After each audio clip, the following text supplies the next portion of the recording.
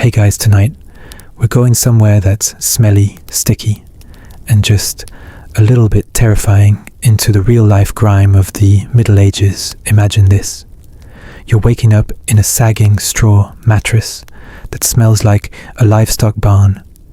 Your skin is itching, and a rat is snacking on something disturbingly close to your head. That's not the plot of a horror story, it's daily life in medieval Europe. You might think you're ready for this journey, but spoiler alert, you probably won't survive this. So, before you get comfortable, take a moment to like the video and subscribe, but only if you genuinely enjoy what I do here. And hey, let me know in the comments where you're watching from and what time it is right now. Now, dim the lights, maybe turn on a fan for that soft background hum, and let's ease into tonight's journey together. You open your eyes slowly greeted, not by birdsong or a glimmer of dawn, but by the musty scent of old wood, wet wool, and something sour. You're lying in a mattress stuffed with straw, possibly hay if you're fancy, and the occasional beetle or lice colony if you're not. There's no pillow. Instead, your head rests on a coarse linen bundle that's slick with weeks of oil from your hair. You sit up stretching stiff muscles, made stiff not by yesterday's gym workout. There's no such indulgence here, but by years of hard labor, bad shoes, and zero chiropractic care. A chicken clucks beside you. Yes, in the room. She's your heating system, your egg machine, and your nighttime foot warmer, all in one. This is your home, a one-room cottage, maybe two if your family is doing really well. Wooden beams above, mud-packed walls around, and a floor that's mostly dirt or manure. Honestly, at this point, it's hard to tell. The hearth is cold, it's always cold in the morning. You didn't bother banking the fire last night. It takes precious peat or wood, which you're low on again. You glance over at the chamber pot in the corner. Yep, full. It always is. But you're not heading to the outhouse yet because you're still rubbing sleep and something suspiciously sticky from your eyes. Your tunic is the same one you wore yesterday and the day before and the month before. It's wool, scratchy and stiff, with layers of dried sweat, grease, and who knows what else. You pull it over your head anyway because it's all you've got and it beats being naked.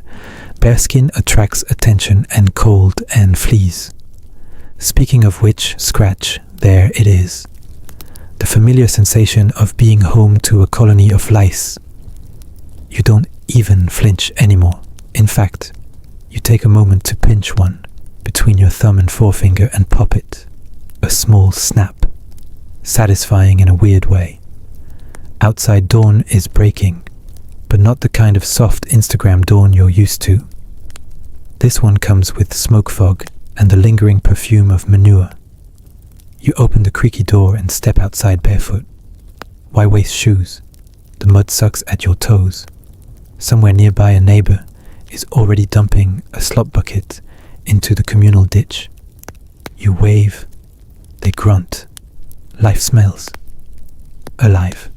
That's the medieval way of saying it reeks. Every breath you take is flavored with smoke from peat fires, rotting cabbage, sweaty bodies, and that peculiar ammonia tang of a city with more people than latrines. Historians still argue whether medieval people noticed the smell the way we would, or if they simply adapted to it. It's likely both. After all, your nose knows what normal is, and this is as normal as it gets. Your breakfast, if you're lucky, will be a hunk of coarse bread, dry and maybe speckled with something moving. Protein, you joke. There's some weak ale to wash it down. Not for fun, but because water is often contaminated. Still, you hold your breath and sip carefully. Yesterday's batch had floating things. The kids, yes, they sleep in the same room, are stirring.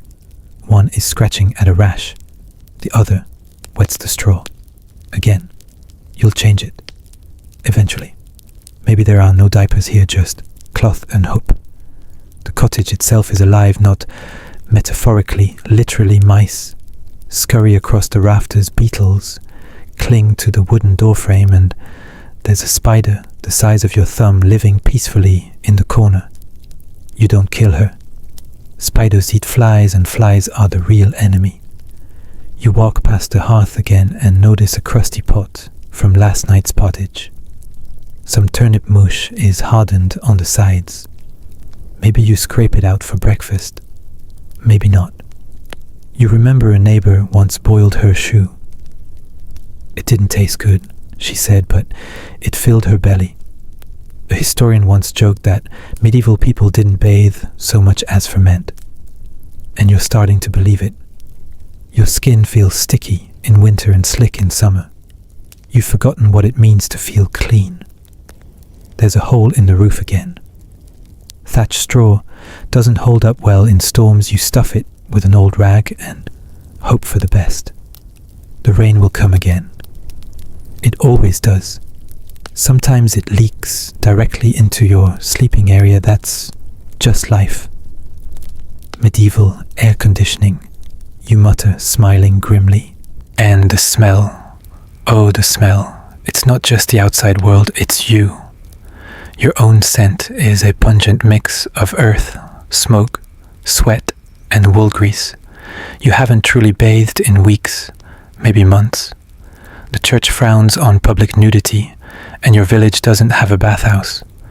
Besides, most people believe water opens the pores to disease better, to stay dry and filthy, than risk a chill or worse plague. You think of saints who wore hair shirts and never bathed. Holiness, you remind yourself, dirt equals piety, sort of. In the corner, a neighbor's dog is barking again. He does that when the pigs come through. Yes, pigs in the streets, that's normal here. They eat garbage, so they're kind of helpful. Until they root around in your garden or bite a child. The local priest once said cleanliness is next to sinfulness, not sinlessness, sinfulness. Too much pride in your appearance, he said, means too much pride in your soul. Vanity is dangerous, dirt is humble. So you wear your grime like a holy shroud. As the sun rises higher, the village stirs. You hear the familiar clanging of the smithy, the bleating of goats, and the distinct squish of someone stepping in, something unfortunate. Welcome to morning in the Middle Ages. No running water, no soap, just survival. You're late for the communal bread baking. You grab a filthy apron because it's customary, not because it's clean, and head toward the oven house. Along the way, a kid throws a rock at a rat. He misses. The rat doesn't care. It's seen worse. The smell worsens near the baking pits, not because of the bread. Oh no, the bread is fine. It's the side ditch where someone dumped spoiled meat again. You breathe through your mouth and focus on kneading dough that smells like yeast and hands that haven't been washed since last moon cycle. An older woman beside you hawks something from her throat and spits directly onto the dirt floor. Bless you, you mutter instinctively because that's polite. She grins with brown teeth and continues folding dough. You try not to think about your own hygiene. It's easier that way. Your fingernails are blackened. Your hair is an unintentional dreadlock. And your ears, well, better not to check. By mid-morning, you've adapted to the funk of it all. It's background noise now. You're busy, alive. Your clothes are stained. Your feet are calloused. And your nose no longer registers what would make a modern tourist faint. Someone once said the Middle Ages weren't dirty, they were differently clean. But you know the truth. This world doesn't just tolerate dirt, it lives in it, grows from it, celebrates it, and you're part of that celebration. One scratch, one stench, one bucket at a time. You shuffle toward the door again, stepping carefully to avoid this splintered plank by the threshold. The one that snagged your foot last week and nearly gave you a festering wound. No tetanus shots here. Just luck spit and a poultice made of mouldy bread and spider webs if you're desperate. Outside the street, or what passes for it, is already alive. Not with conversation or joy, no. It's alive in the way a compost heap is alive. Steaming, breathing, squirming. You take a single step and your foot sinks into a puddle that is definitely not just water. The rain last night has churned the road into a thick brown soup, and the line between mud and manure has long since vanished. Now comes your daily quest, finding a place to relieve yourself. That chamber pot from earlier, you're not carrying it far. You swing it out into the street like everyone else. There's a satisfying splash and a distant curse from someone you may or may not like. Justice. You head for the nearest alley to take care of the rest. Privacy is a joke here. Walls are thin, doors are rare, and outhouses are either non-existent or shared by the entire block. You find your spot behind a loose fence post near a pile of hay and squat. It's gross, it's smelly, and it's public, but it's routine. Some people use night soil, a polite way of saying human waste, as fertilizer. Others just hope the pigs or dogs will come clean it up. Sanitation isn't exactly an evolving science here. A breeze kicks up and carries the scent of old fish and human waste straight up your nose. You gag a little. Not dramatically, this isn't your first rodeo, but enough to remind yourself you haven't built up full medieval immunity yet. You wonder briefly why no one's invented plumbing. Actually, they sort of had, but only in the Roman Empire. And this isn't Rome. This is post-collapse Europe, and most of the plumbing knowledge flushed away centuries ago. Now water's too dangerous to mix with anything private. If you live in a city, you might have a communal cesspit. If you're in the country, it's just you and nature and probably a goose watching you awkwardly. You walk on past timber-framed houses with jettying upper stories that lean out like gossiping old ladies. From above, someone yells, "Gardez l'eau." Watch the water and you barely dodge a splash from a second-story window. It's not water, not remotely. Welcome to medieval waste management gravity. Now what about hand washing? What about it? Soap exists, sure, but it's rough stuff, homemade, harsh and saved for laundry or rare church cleaning days. Most people just wipe their hands on whatever's handy, their tunic, a patch of moss, or the family dog. You rub your fingers on your hem and call it clean enough. Historians still argue whether medieval folks even tried to practice hygiene between bodily functions. Some say yes, with vinegar or herbs. Others say no, and honestly the streets back up the second theory. As you trudge toward the town square, your senses adjust. The stink doesn't go away. It just becomes part of the rhythm. There's a tanner's shop on your left, and it smells like death, literally. He works with animal skins, soaking them in urine lime and manure to soften the hides.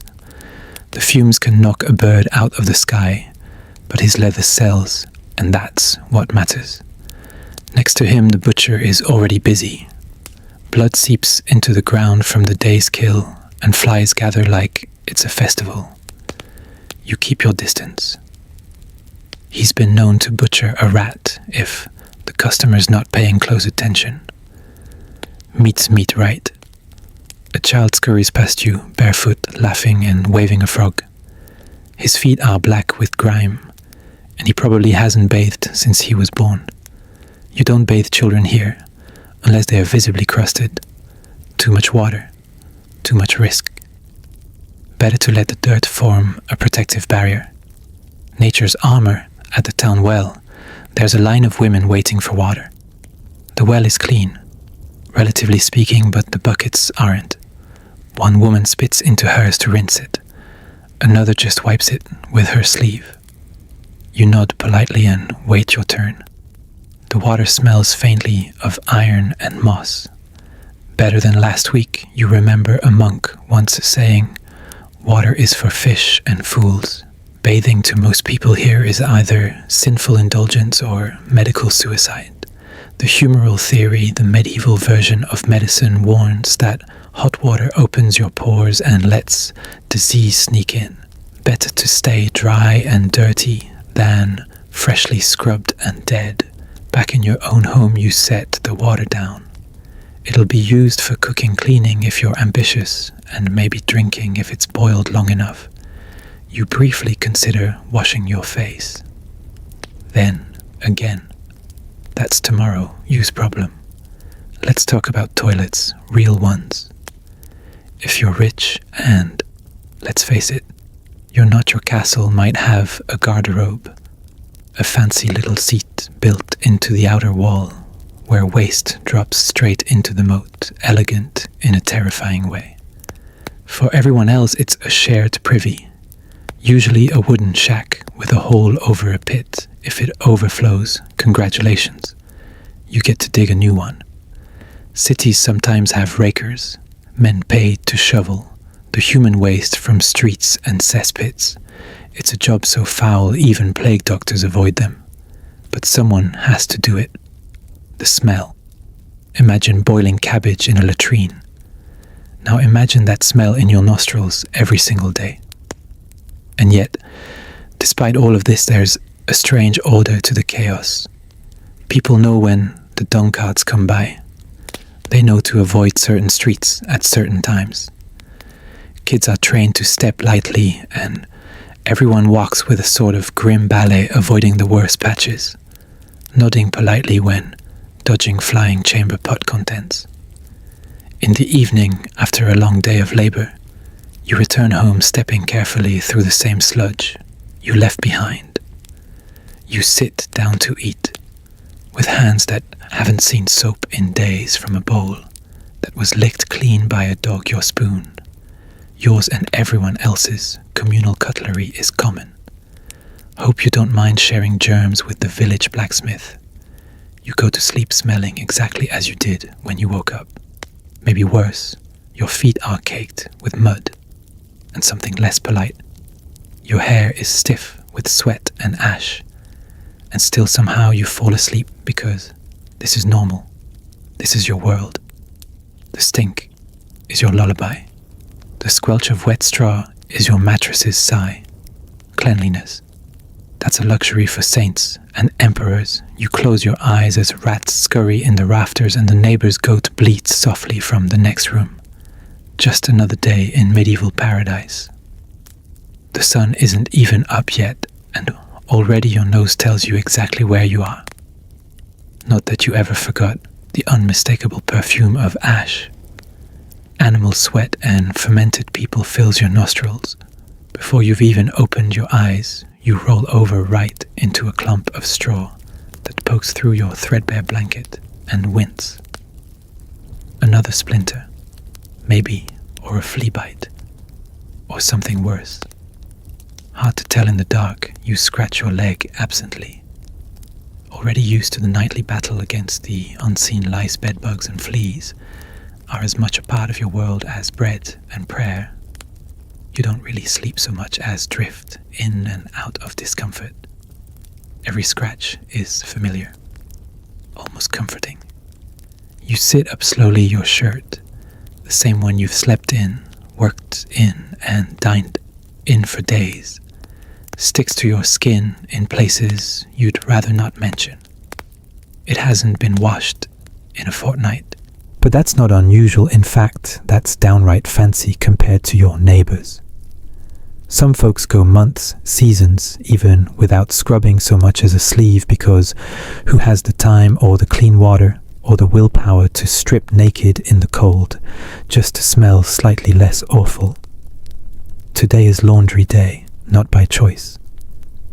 You're out of semi-clean rags and down to your emergency tunic, the one with suspicious stains and a neckline stretched wider than your patience.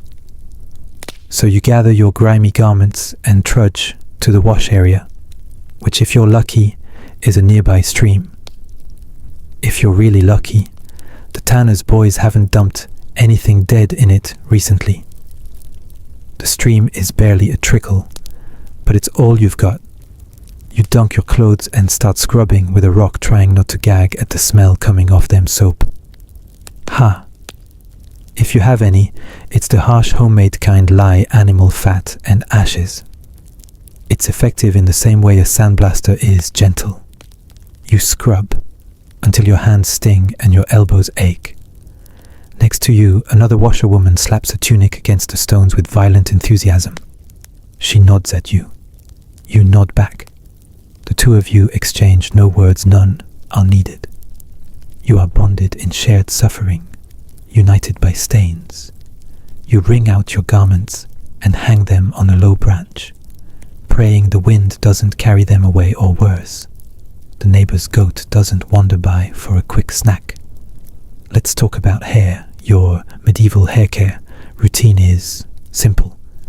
First let it grow, then ignore it. Eventually cut it with shears dull enough to maim a sheep. You wash it rarely, and when you do, it's often with stale beer, vinegar, or if you're really fancy, rosemary water. The idea of brushing daily, that's for lords. You rake your fingers through your matted locks and call it done. You pluck out a few lice and flick them away. One lands on a rock and immediately tries to crawl back, persistent. Little monster historians still argue whether people tried to remove lice regularly or just accepted them like bad weather. You lean toward the latter, and yet, despite the filth, there's style, especially if you're heading to the market or a church feast. The wealthier folk have combs made of bone or wood, even if they use them sparingly. Hairstyles follow local trends, braids, coifs, and veils for women, short-cropped or bowl-shaped cuts for men.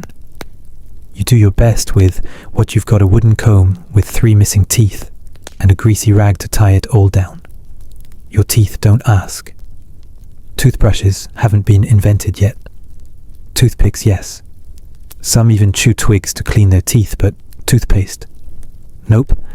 Maybe a bit of charcoal rubbed on with a cloth if you're feeling glamorous. Your breath. Well, garlic is practically mouthwash at this point. Let's take a moment to appreciate your skin. Rough, dry, sun-beaten, possibly flaky, possibly riddled with pox scars. You don't moisturize, you don't exfoliate. And if you get a cut, you slap on a bit of cobweb or goose grease and hope it doesn't turn black. As you head back home carrying your half-dry laundry, you pass by the village barber surgeon. He's outside today holding a bloodied razor and shouting at a groaning man slumped in a chair. The man has a bowl of steaming water at his feet and a towel around his neck. Is he being shaved? Bled. Trepanned hard to say. The barber does it all: haircuts, bloodletting, tooth pulling, whatever the day demands. There's a rumor he once stitched a man's ear back on using pig, sinew and prayer. You nod politely and keep walking. You'll only visit him if something's dangling or oozing. Let's check in on cleanliness at church. It's Sunday after all, and that means your neighbors have made their one attempt at the week to appear clean. The noble ladies dust off their gowns and cover the grime with perfume made of lavender mint and crushed flowers. The men brush off their tunics and splash wine on their faces for color. You do your best, rinsing your face with the cleanest water you can find and rubbing rosemary into your sleeves. You step into the chapel and are hit by a wall of body odor. Saints and sinners alike, sweating in wool under one wooden roof. Incense is burning, but it's losing the battle. A boy in front of you picks at his scabs. A woman behind you coughs something wet. You press your lips together and whisper a prayer for strong lungs. During the sermon, the priest delivers a fiery message about purity. Not the physical kind, mind you, but moral God. Doesn't care if you smell like pig dung, he says, as long as your soul is clean. You nod, solemnly relieved. because if he did care about physical cleanliness, you and everyone around you would be damned 5 times over. And yet, despite everything, there's pride here. Pride in surviving the stink, the filth, the lice, the grime. You've learned to read the wind, step over the worst patches, and bathe only when absolutely necessary. You've learned to share space with rats and roaches. You've learned to smile through the stench. You pass a group of children splashing in a puddle. You hope it's rainwater, but honestly it could be anything.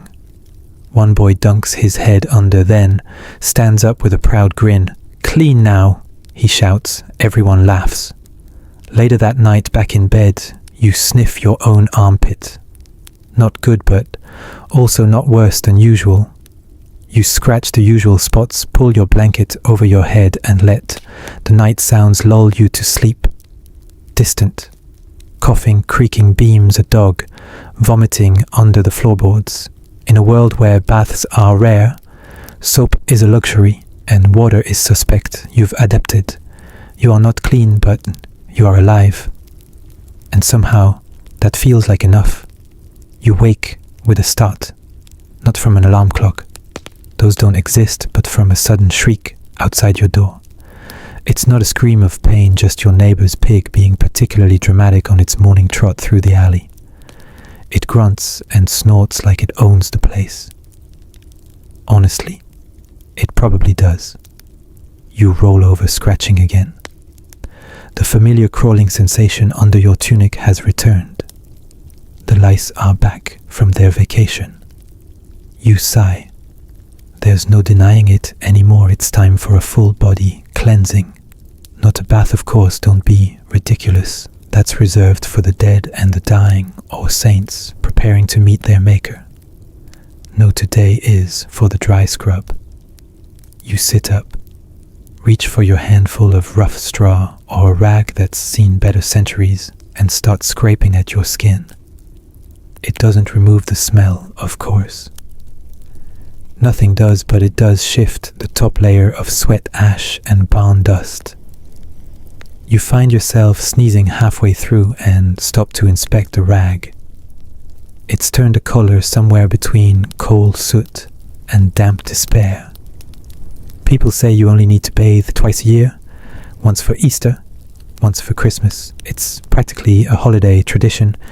You vaguely remember your last wash, icy river water, goosebumps, and the priest scolding you for vanity. A lesson well learned in cities. If you're lucky and wealthy, you might have access to a public bathhouse. But even that's risky. Bathhouses were once places of relative cleanliness during the early Middle Ages, borrowing a few habits from Roman traditions. But by your era, they have become suspicious dens of disease, gossip, and moral decay. Some were even shut down entirely, not because they were dirty, but because they were too fun. Historians still argue whether the decline in bathing had more to do with religion or economics. The church warned against nudity and indulgence, while towns struggled to maintain clean, warm water in a world full of plague and poor plumbing. Either way, the result is the same. You stink, your friends stink, and nobody says a word about it. Outside, you pass a woman brushing her teeth with a twig dipped in salt. She nods at you proudly, then spits a foamy glob onto the street. You nod back, mildly impressed. That's dental hygiene, medieval edition. You make your way to the local healer. Not because you're sick yet, but because your skin has developed a weird patch of something.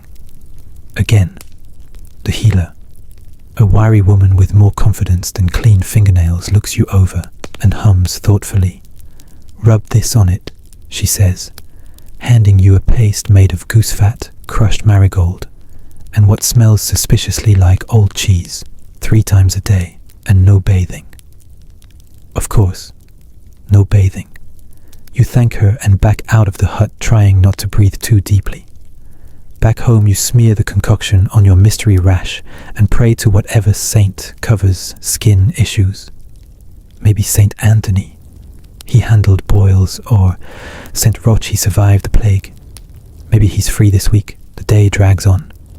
Your chores stack up, and every one of them comes with its own layer of you carry dung to the compost heap, drag firewood from the muddy yard and help the neighbor corral her chickens, one of whom poops directly on your foot. You sigh, you'll deal with that later. You step inside for lunch, stale bread, a thin onion broth, and a small hunk of cheese that's more green than yellow. Still you eat it. Hunger dulls standards. You eat with your hands. Forks are rare and suspiciously French. Your knife doubles as a spoon tool and occasional back scratcher. Afterward, you wipe your hands on your tunic and take a sip of ale. Water, remember, is untrustworthy. Ale is safer, and in small amounts, it's basically medicine. Or so you tell yourself. Later in the day, the village gossip passes by and sniffs dramatically. Smells like someone needs a blessing, she says, eyeing your house. You chuckle.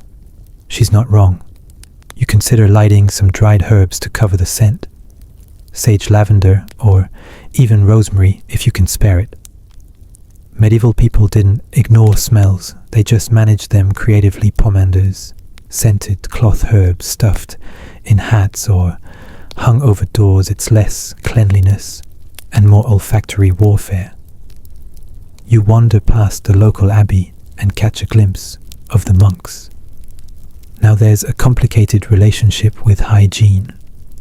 Some monasteries practiced regular bathing, not for fun but for health and humility.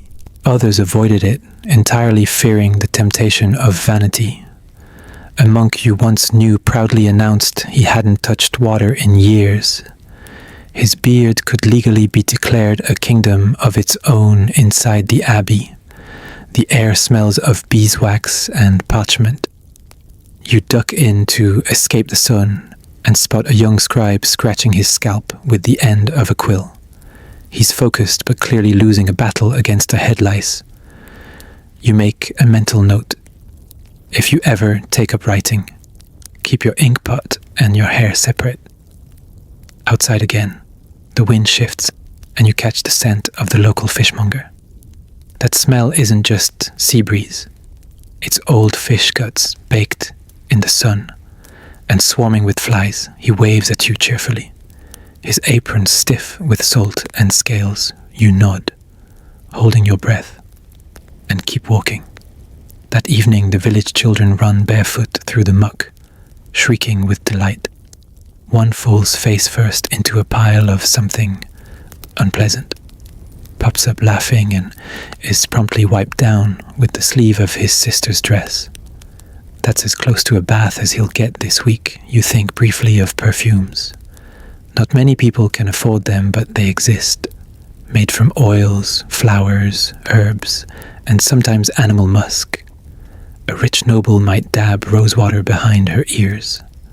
A merchant might splash cologne before a deal. You might sniff a handful of crushed mint and call it a spa day. You prepare for bed by brushing your hands off on your thighs, shaking the worst of the dirt from your bedding and swatting a flea off your arm. Then, as always, you say a quick prayer, mostly for health, sometimes for better shoes, and lie down. Your hair is oily, your nails are black, your tunic smells like goat, but your heart is full. Your belly is slightly less empty. And you're used to the grime now. It's your second skin. And besides, you're not that dirty. Dawn doesn't so much break as it leaks into your home, seeping through the slats in the wall, illuminating dust motes that dance in the thick morning air. You're already awake.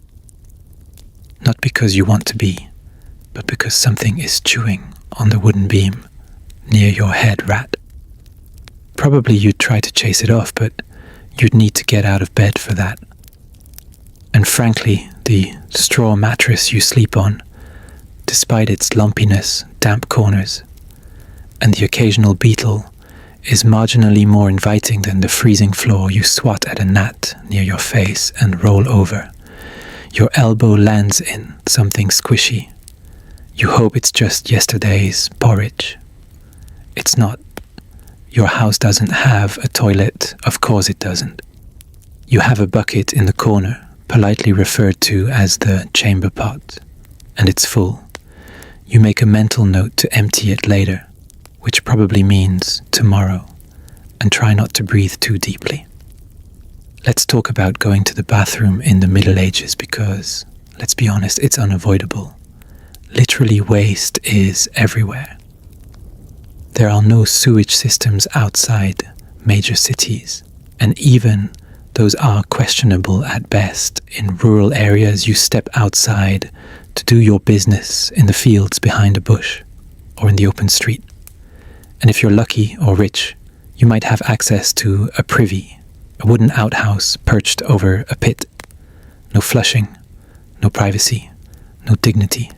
City dwellers, they toss their waste out the window, sometimes with a polite warning shout, like "Gardez-l'eau," watch out for the water. Sometimes not streets become open latrines, especially after dark. And if it rains, well, let's just say you don't wear white shoes ever.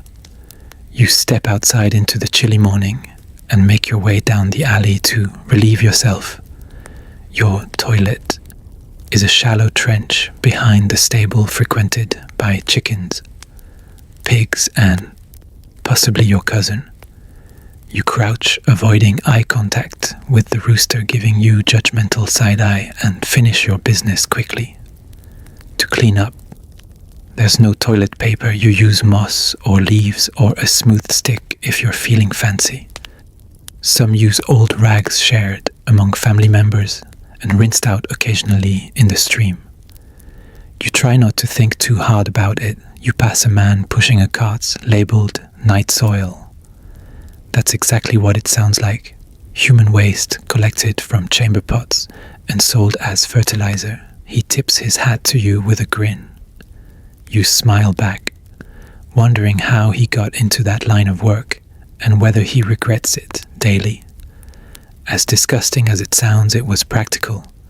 Waste was valuable if it didn't fertilize crops. It got dumped into rivers or moats, which is why you never ever drink downstream from a castle. Historians still argue whether waste management in medieval cities was shockingly advanced or borderline catastrophic.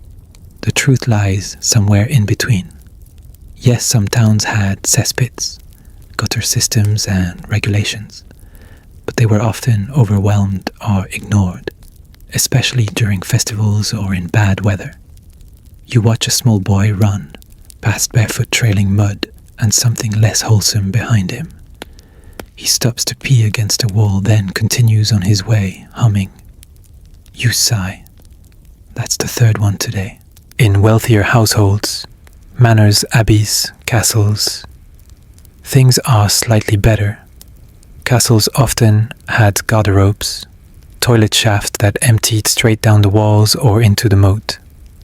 If you stood outside too long, you risked more than pigeon droppings. Servants were responsible for cleaning these. The job involved shovels, strong stomachs, and ideally no sense of smell. You once heard of a servant who fell into the moat and drowned. No one retrieved the body. It was considered unsanitary. Inside the homes of the middle-class chamber pots were common, sometimes ornately decorated, which feels like putting lipstick on a pig, but they were proud of it. There's even archaeological evidence of insult. Pots, basically a chamber pot with your enemy's name scratched into the side.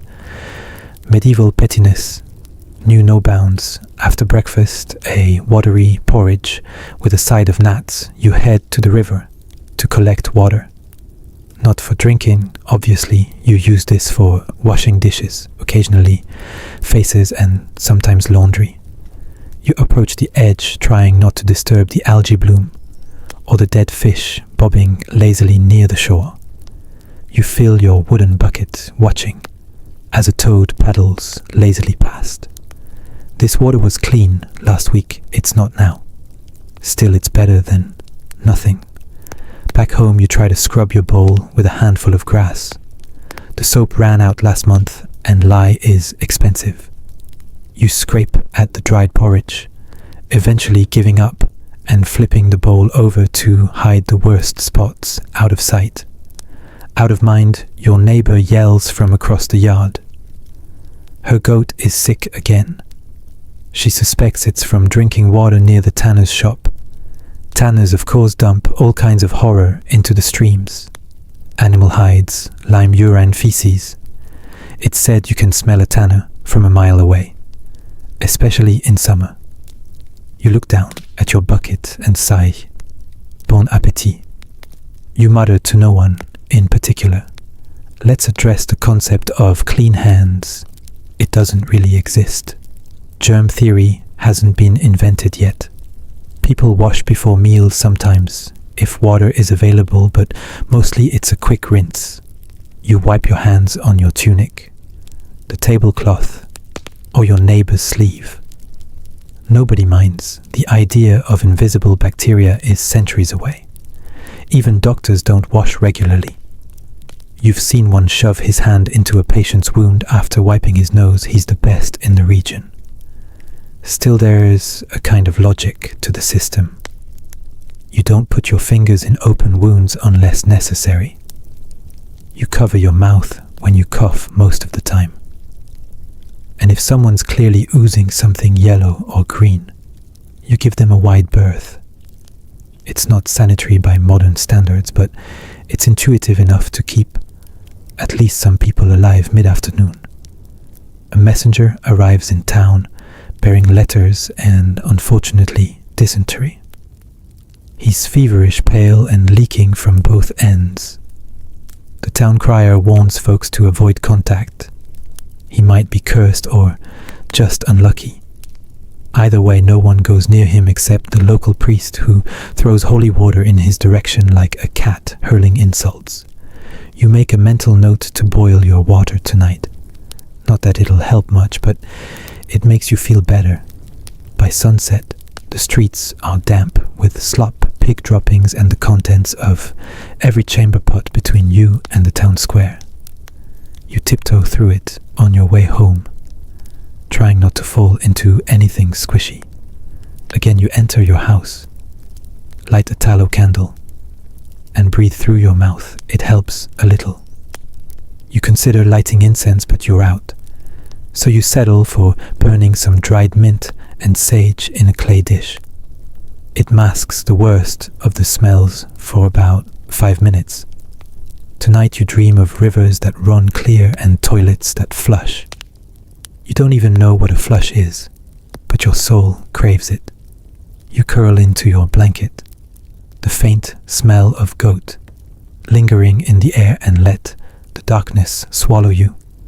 You wake up in the middle of the night to the sound of scratching. It's not dramatic horror movie scratching, it's tiny, repetitive dry claw sounds in the thatch above your head again. You lie still, listening to the gentle rhythm of what is almost certainly a rat constructing a third-floor apartment in your roof. Maybe it's building a nursery, maybe it's rearranging furniture. You stare into the darkness, blinking slowly, wondering if you should be concerned. But then again, when aren't you concerned into medieval life? You pull the blanket tighter. It doesn't help. The itching begins almost immediately, on your arm, your neck, then down your spine, like a slow, evil parade. You slap at a flea and feel it pop between your fingers. That's number 6 for the night, and it's barely past midnight. Welcome to the medieval bed, the unsung hero of human discomfort. Let's break it down. Your mattress is a sack of straw flattened over time into something that might once have been a rectangle but now resembles a lumpy, half-deflated pastry. You sleep on it directly or with a rough wool blanket if you're lucky. The straw needs replacing every few months, ideally, but you last did that around the same time you last had clean fingernails, which is to say, you don't really remember. The phrase "hit the hay" comes alive here. Literally, you are hitting hay and it's hitting back your pillow. It's a cloth bag filled with more straw or maybe rags. Feathers are a noble luxury. If you ever found a goose dumb enough to give you its down, it probably became soup instead. You roll over onto your pillow and immediately feel a twig jabbing into your ear. Hygiene in bedding is a concept you laugh about with other villagers. Fleas, lice, bed bugs. They're not guests. They're cohabitants. Everyone has them, rich, poor, young, old. You once heard of a noblewoman who kept a silver comb just for her lice. She called it her morning harvest. Charming historians still argue whether medieval people were resigned to these conditions or simply unaware of alternatives. Some evidence suggests people knew full well the difference between clean and gross. They just didn't have the resources or time or firewood to fight it. You sit up slowly, lighting a stubby candle. You know better than to walk barefoot on the wooden floor. The last time you did that, you stepped on something warm and soft and didn't ask questions. You find your shoes still damp from yesterday's rain and slide them on with a resigned squelch. In wealthier homes, you might find a 4-poster bed, maybe even curtains to keep in warmth and theoretically bugs out. In practice, those heavy curtains trap heat, stink, and sometimes lice. In your peasant hut, there's no such fuss. Your entire home is one room. The bed is also the kitchen table, changing area, and sick bed. You step outside just for air. The moon is high, the street is quiet, and the breeze carries the earthy perfume of manure, old cabbage, and smoke. You take a deep breath through your mouth. Out of the corner of your eye, you see something dart across the road. Cat, rat. Honestly, they're interchangeable. You head back inside and stare at your bedding. You consider shaking it out. You decide against it. The last time you did that, you accidentally evicted a spider that had been living peacefully in your blanket folds for weeks. You felt oddly guilty. You lie back down and try to get comfortable.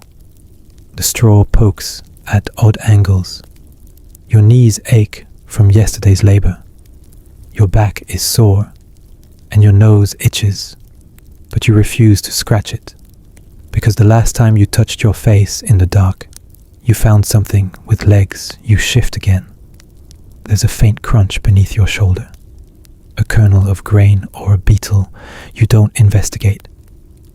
Eventually you drift off and wake again at dawn, groggy and covered in sweat.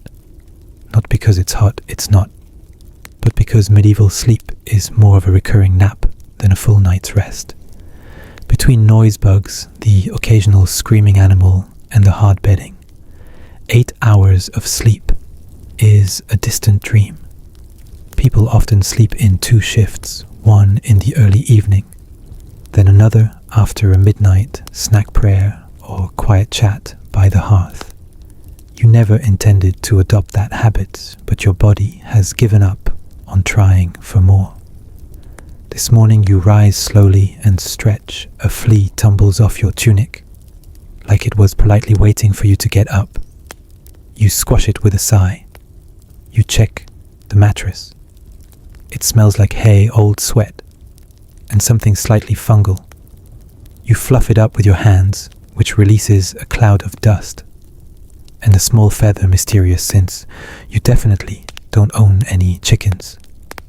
Your bed isn't just a nest for you, it's an ecosystem. Mice build homes in the corners. Spiders construct entire empires along the bed frame. You once found a snail between your blanket folds. It looked up at you with confusion before slowly retreating. You let it live. It seemed like it had been through enough. There are remedies, of course. You've heard of people spreading dried herbs like lavender or tansy in their bedding to repel insects. Others stuff their mattress with pine needles or mint. You tried that once, but it attracted a squirrel.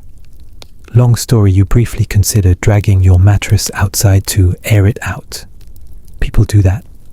From time to time, hang their blankets over fences, beat them with sticks. Let the sun do its magic. It's not cleaning exactly. It's symbolic hygiene. You decide you'll do it tomorrow. At the market, you hear gossip about a man in the next village who caught worms from his sheets. You don't ask for clarification. You don't want to know what kind of worms or how. Back home, you sweep the floor with a bundle of dried twigs. It moves the dirt around more than it removes it, but it's the thought that counts.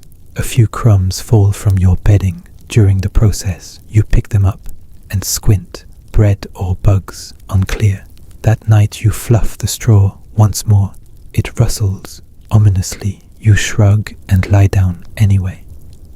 The bugs settle in beside you, like old friends. One lands on your nose. You flick it away gently. You flick it away gently. This is your bed, your home, your itchy, creaky, lumpy fortress of minor suffering. And somehow, despite everything, it's not so bad. You close your eyes, you'll deal with the scratching tomorrow. The morning sun creeps through the gaps in the wooden slats, illuminating the dust that swirls lazily above your face, like ash in a forgotten cathedral. You blink awake to the soft sound of someone spitting just outside your window. A rooster crows late and off-key. Your body feels like it's been stuffed in a wine press overnight, sore crooked and lightly dusted with hay. You groan and sit up scratching at the constellation of flea bites spreading along your ankle. Time to wash, or more accurately, not really wash, but attempt something that passes for personal hygiene in your current century first. Let's be clear, nobody's taking daily showers. Showers don't exist. Baths are rare, and hot water is a luxury on par with unicorns and stable teeth. Instead, washing in medieval life is a bit like trying to stay dry in a thunderstorm. Using a paper umbrella, optimistic and mostly symbolic, you head outside to the water barrel. It's rainwater collected 2 nights ago, and you fish out a floating leaf before dipping in a wooden ladle. You pour it over your hands, which are already cracked from cold and work, and quickly splash some on your face. It's freezing. You hiss and wipe your cheeks with a scrap of linen that smells faintly of damp dog soap. Technically, yes, it exists, but not the sweet-smelling kind with lavender swirls and oat milk. Medieval soap is homemade chunky and aggressively alkaline, made from ashes and animal fat. It works in the sense that it removes things. Dirt, oils, skin cells. Possibly your identity. Most people don't use it every day because it's too harsh or too expensive or simply not available. You only break it out when you're truly filthy, or when a big feast is coming up and you want to smell less like the inside of a leather boot. You rub at your teeth with a twig. The end is frayed from yesterday's gnawing. No toothpaste, no mouthwash. If you're fancy, maybe a little salt or sage leaf rubbed along the gum line. But for the most part, dental hygiene is rudimentary at best. You spit out a glob of something and give your teeth a cursory tap. Still there. Mostly historians still argue whether medieval people's breath was better than ours, since they didn't consume sugar, or worse, due to all the rotting food, infected gums, and the fact that everyone's mouth doubled as a bacterial swamp. The answer probably depends on your social class, your diet, and whether you currently have a tooth abscess the size of a grape. Speaking of which, dentists don't exist. Barber surgeons sometimes pull teeth, usually with forceps that resemble tongs and look like they were forged in Mordor anesthetics. None. Maybe some wine. Maybe you faint. That's the best case scenario. You once saw a neighbor with a blackened molar tie, a string around it, then attach the other end to a barn door. It almost worked. You sniff under your arms. Not great. Not horrifying. You make a note to change your undershirt tomorrow. Changing clothes is not a daily event. Most people have one set of work clothes, one slightly nicer set for Sunday, and maybe a patched up spare. Washing clothes takes hours, hauling water, heating it, scrubbing linen against wooden paddles, hanging everything in the sun. So, naturally, it doesn't happen much. You spot a smudge on your tunic and rub it with a bit of spit and sleeve. Good enough bathhouses do exist in some towns. Communal, gender separated, usually, and often multifunctional. They are for bathing, gossiping, eating, and sometimes things your priest would frown upon. In the early medieval period they're popular, but by the later centuries, thanks to fears of disease spreading through open pores and the rising influence of religious modesty, public bathing begins to decline. You remember once hearing of a noble who bragged about bathing twice a year, whether he needed it or not. That was considered refined. Instead, people focus on spot washing hands, face, feet, areas exposed to others, underarms if they're feeling generous. You dab a damp cloth under your neck and pretend it's refreshing. Perfumes and herbal sachets are the medieval version of deodorant. If you're lucky, you might rub crushed mint or rosemary into your skin. Richer folks wear scented gloves or tuck dried flowers into their sleeves to battle body odor. You, on the other hand, carry a small pouch of dried lavender, which mostly keeps your shirt from smelling like boiled turnips, mostly. The town priest preaches that cleanliness is next to godliness, but even he has dirt under his fingernails and the faint odor of wet wool. The irony is not lost on anyone, and yet, despite all this, there's pride in presentation. On feast days and market days, people wash thoroughly, braid their hair, and wear their best. You've seen peasants with combs carved from bone, gently picking through each other's scalps, by firelight part, grooming part, bonding part, lice hunting expedition. A quiet form of intimacy. You once spent an hour pulling burrs from your sister's hair while she recited all the saints' names she could remember. She got to St. Crispin before falling asleep in your lap.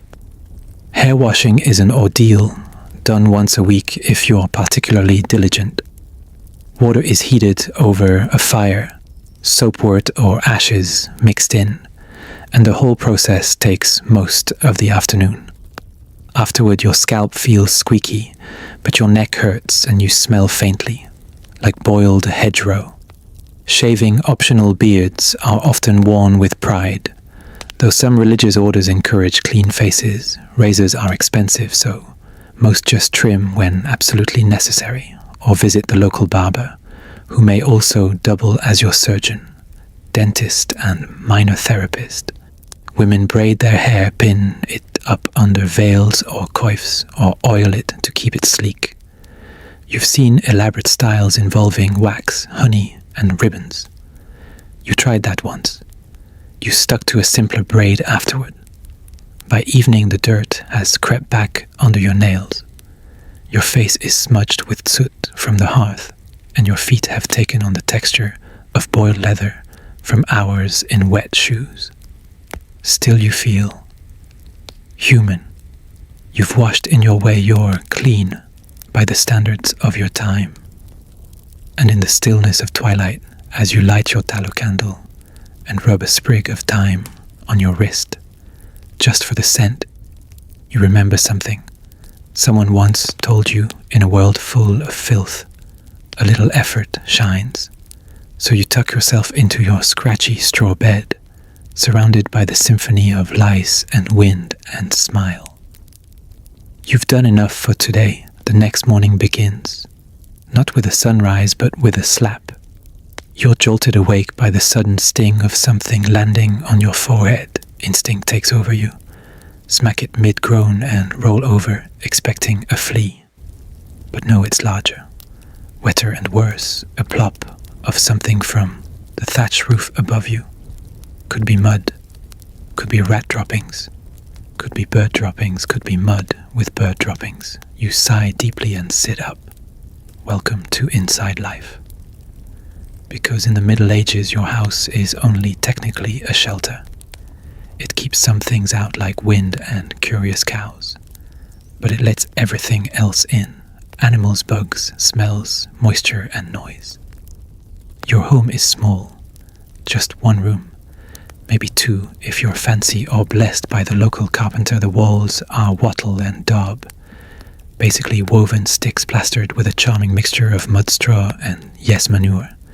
It's cheap, relatively easy to repair, and fantastic at absorbing smells, which means it always smells like something died 3 months ago, but you can't find the body. The roof is thatch, bundles of reeds or straw tied tightly and layered to shed water. But rodents adore it. Birds nest in it. Insects crawl through it. Every few days you swear you hear a new creature moving up there. Once something fell from the rafters and landed directly in your stew. You didn't look closely, you were hungry. The floor is either packed earth or roughly hewn wood. Either way, it's not swept off and dust settles. Food crumbs gather bugs, stroll by with impunity. You spot a beetle today that looks like it's been lifting weights. You give it space. People often imagine medieval homes as cozy cottages with fireplaces and singing birds outside. And while there is a fire and probably a bird, it's rarely singing, and it's definitely pooping on your window ledge. You throw open the shutters, hoping for fresh air. You get a lungful of pig. Your neighbor's sty is downwind again, and the summer breeze does nothing but deliver bacon's angry ghost into your home. Inside there's a fire pit in the middle of the room, not a proper chimney. Smoke drifts up and out through a hole in the roof, or just sits there like a bored ghost, coating everything in a fine layer of soot. Your eyes water, you cough, you stir the embers and blow gently to keep the fire going, for warmth, for cooking, for light. Historians still argue whether medieval people became immune to indoor smoke or just tolerated it because there were no better options. Some believe the constant exposure caused chronic lung problems. Others argue the fires weren't hot or enclosed enough to generate significant toxins. Either way, your lungs are getting their daily charcoal rinse. Your ceiling beams are black with years of soot. Spiders dangle from them like Gothic decorations. A dead fly hangs in one web, mummified, mourned by no one.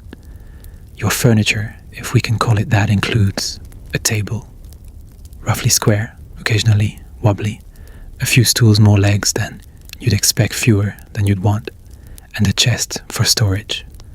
No wardrobes, no bookshelves, no accent chairs, just functional surfaces and containers. You sit on the edge of the chest to lace up your shoes and feel a faint crunch. Some old beans you spilled last week. On one side of the room is the bed shared by your entire family if you're poor, or by you and your livestock if you're poorer. It's not unusual for goats, pigs, or chickens to sleep indoors, especially during winter. Their body heat adds warmth, their snoring adds ambience. Last winter your hen roosted on your pillow for 3 nights. You tried to protest. She clucked once and stared you down. You lost. The walls are decorated with very little. Maybe a religious token, a dried herb bundle for luck, or a poorly stitched cloth your cousin embroidered with what was supposed to be Saint Mary, but looks more like a melting owl. You leave it up. It's comforting. You spot a cobweb in the corner.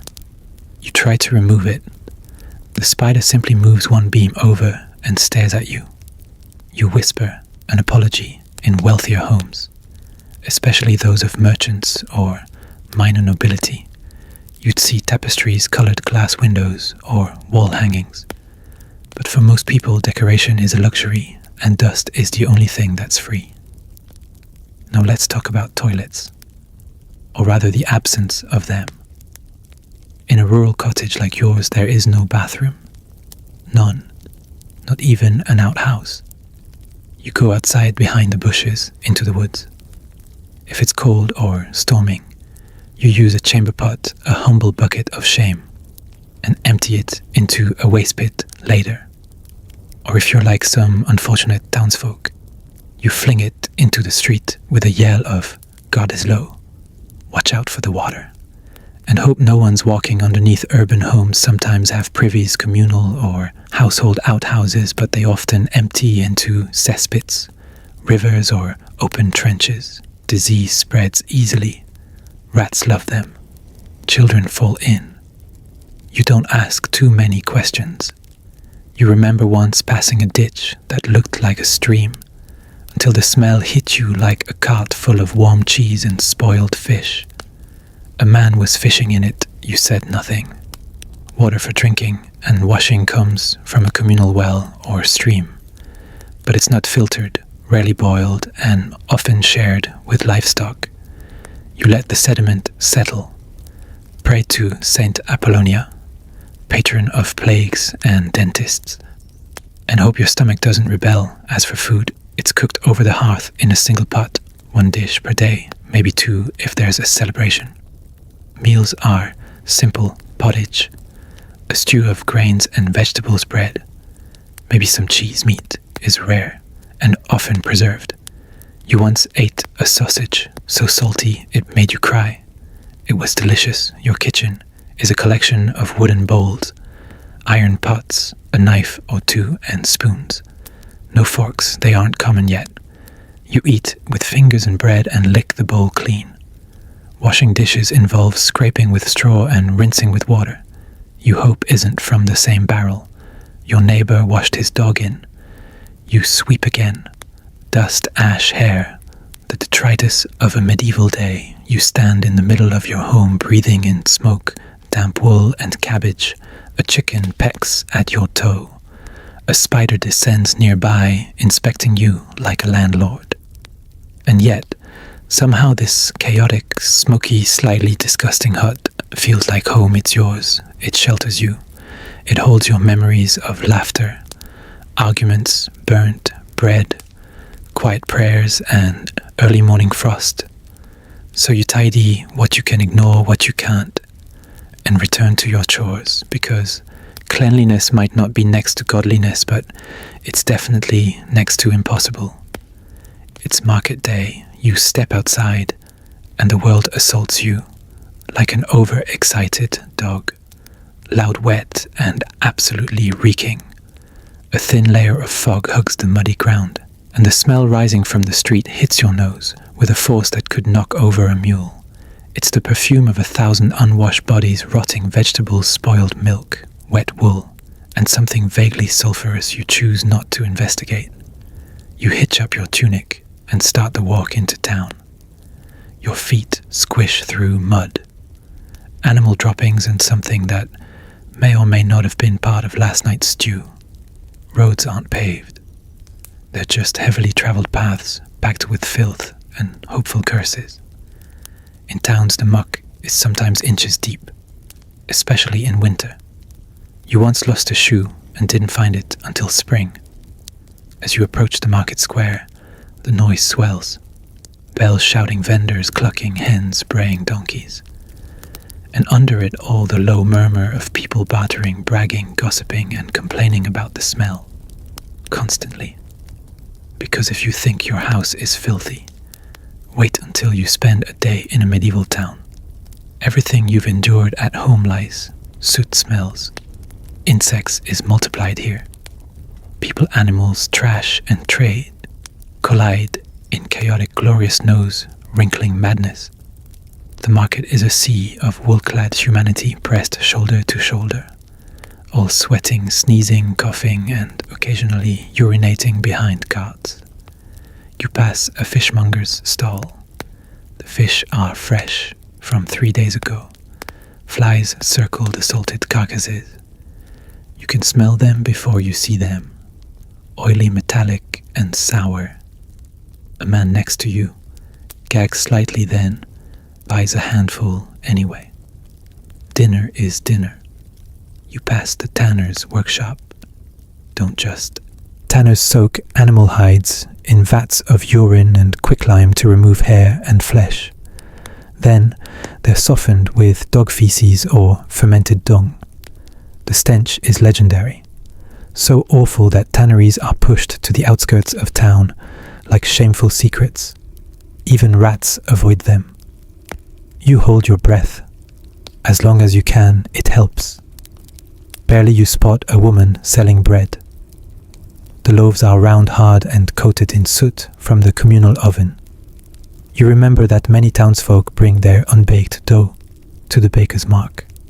Their loaves with a personal symbol, like an X or a sheep, and return later to pick them up. You once mistook someone else's loaf for your own. You were chased down 3 alleys and lost half a boot. You buy a piece of cheese wrapped in old cloth. It smells like victory. Also feet. People wear layers, tunics, cloaks, aprons. But few of these garments are ever properly washed. Instead, they're beaten in rivers or dusted off with sticks. Clothes reek of sweat smoke, and sometimes chamber pot splashback. You once saw a man wring out his socks and 2 flies passed out. Perfume is for the rich. The poor cover smells with stronger smells. Onions, smoke, or rosemary pinned to their sleeves. You carry a sprig of mint in your pocket. It's wilted. So are you. Public sanitation. Almost non-existent. Human waste is dumped into ditches or flung from windows. Gardez l'eau, they cry. Watch the water as chamber pots rain down like God's own punishment. Historians still argue whether medieval city planners actively hated humanity or just gave up halfway through. Some towns have designated gong farmers who shovel human waste into carts and haul it outside the walls. It's backbreaking, thankless, and paid surprisingly well. One man you know wears gloves made from pigskin and claims he's only thrown up twice this week. He's considered an expert. You pass a barber surgeon's stall. He's advertising tooth-pulling, minor surgery, and most horrifyingly, ear cleaning. The tools on display include knives, saws, and something that looks like a fireplace poker. You nod politely and sprint away. Public latrines do exist in a few cities, usually built over rivers. You sit. You do your business. It falls into the water below, simple, effective, unthinkably unhygienic. You once dropped a coin down there and briefly debated whether your dignity was worth 1 silver penny. It wasn't. You navigate past a man carrying a sloshing bucket of something unidentifiable. He trips, the bucket spills. You sidestep, just in time to avoid being baptized in mystery stew. The smell lingers. You think it winked at you. As you walk through town, you pass people of all types. Some are covered in sores. Some are limping. Some are coughing so violently, you instinctively lean away. Disease is common. Cleanliness is rare. Soap is precious, and doctors are expensive. If someone gets sick, they either get better or they don't. Many don't plague. Pits are still fresh in everyone's memory. You remember stories of carts piled with bodies of whole streets abandoned. It's better now, but not gone. The fear lingers in the air like a perfume, musky, bitter, and unforgettable. At midday you rest on a stone bench near a fountain. It's mostly dry. You sip some water from your flask. It tastes like yesterday's onions. You chew a piece of bread so tough it could be used in masonry. A A man nearby pulls a lech from a bucket and slaps it onto his leg. For the swelling, he mutters. You nod, as if that makes sense. You spot a boy scratching his scalp furiously. His mother checks his head, pinches something between her fingers and flicks it away with a practiced grimace. Lice are so common, they're practically pets. You scratch your own head in sympathy. You think of all the grime, the filth, the disease, the smells, and yet there's life here. Color voices, movement, laughter. Underneath the dirt is a vibrant, messy humanity that doesn't apologize for itself. A juggler tosses apples into the air. A woman scolds her goose. A child sings a rhyme about fleas that's weirdly catchy. A butcher dances with his dog. It's disgusting and weird and kind of beautiful. Because even in the dirtiest corners of the medieval world, life goes on. People adapt. They find joy between the chamber pots. They laugh while standing ankle deep in mud, and so do you. You grab your bundle of purchases. Wave to the blacksmith's apprentice, dodge a suspicious puddle, and head home. Your nose may never recover, but your spirit, surprisingly intact. After the chaos of market day, you trudge home with your haul, a mix of slightly questionable bread, a chunk of cheese that probably predates the king, and some root vegetables dug up just this morning. You're exhausted. Your feet caked in mud, and your nose still twitching from that fish stall encounter. But there's no rest yet. No chance to sit down and bask in the glory of surviving another day without contracting plague or tripping into a cesspit. No, tonight you must face the nightly ritual, the medieval bath. You might chuckle, imagining a luxurious soak with lavender oils and fluffy towels. But think again. Bathing in the Middle Ages was not a daily event. It was closer to a heroic quest, fraught with practical and cultural challenges.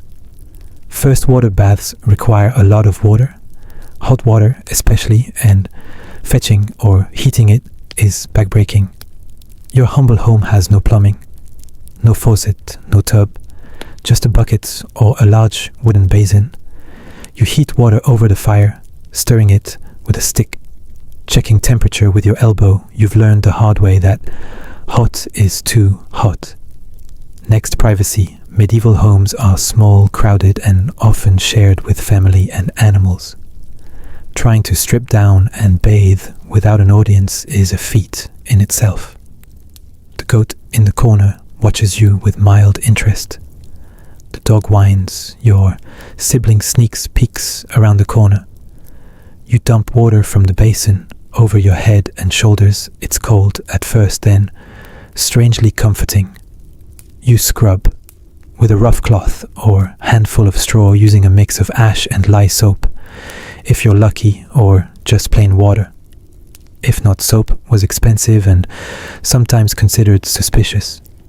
Believed to remove natural oils and expose the body to illness, historians still argue whether medieval people avoided soap out of superstition, expense, or simple unavailability.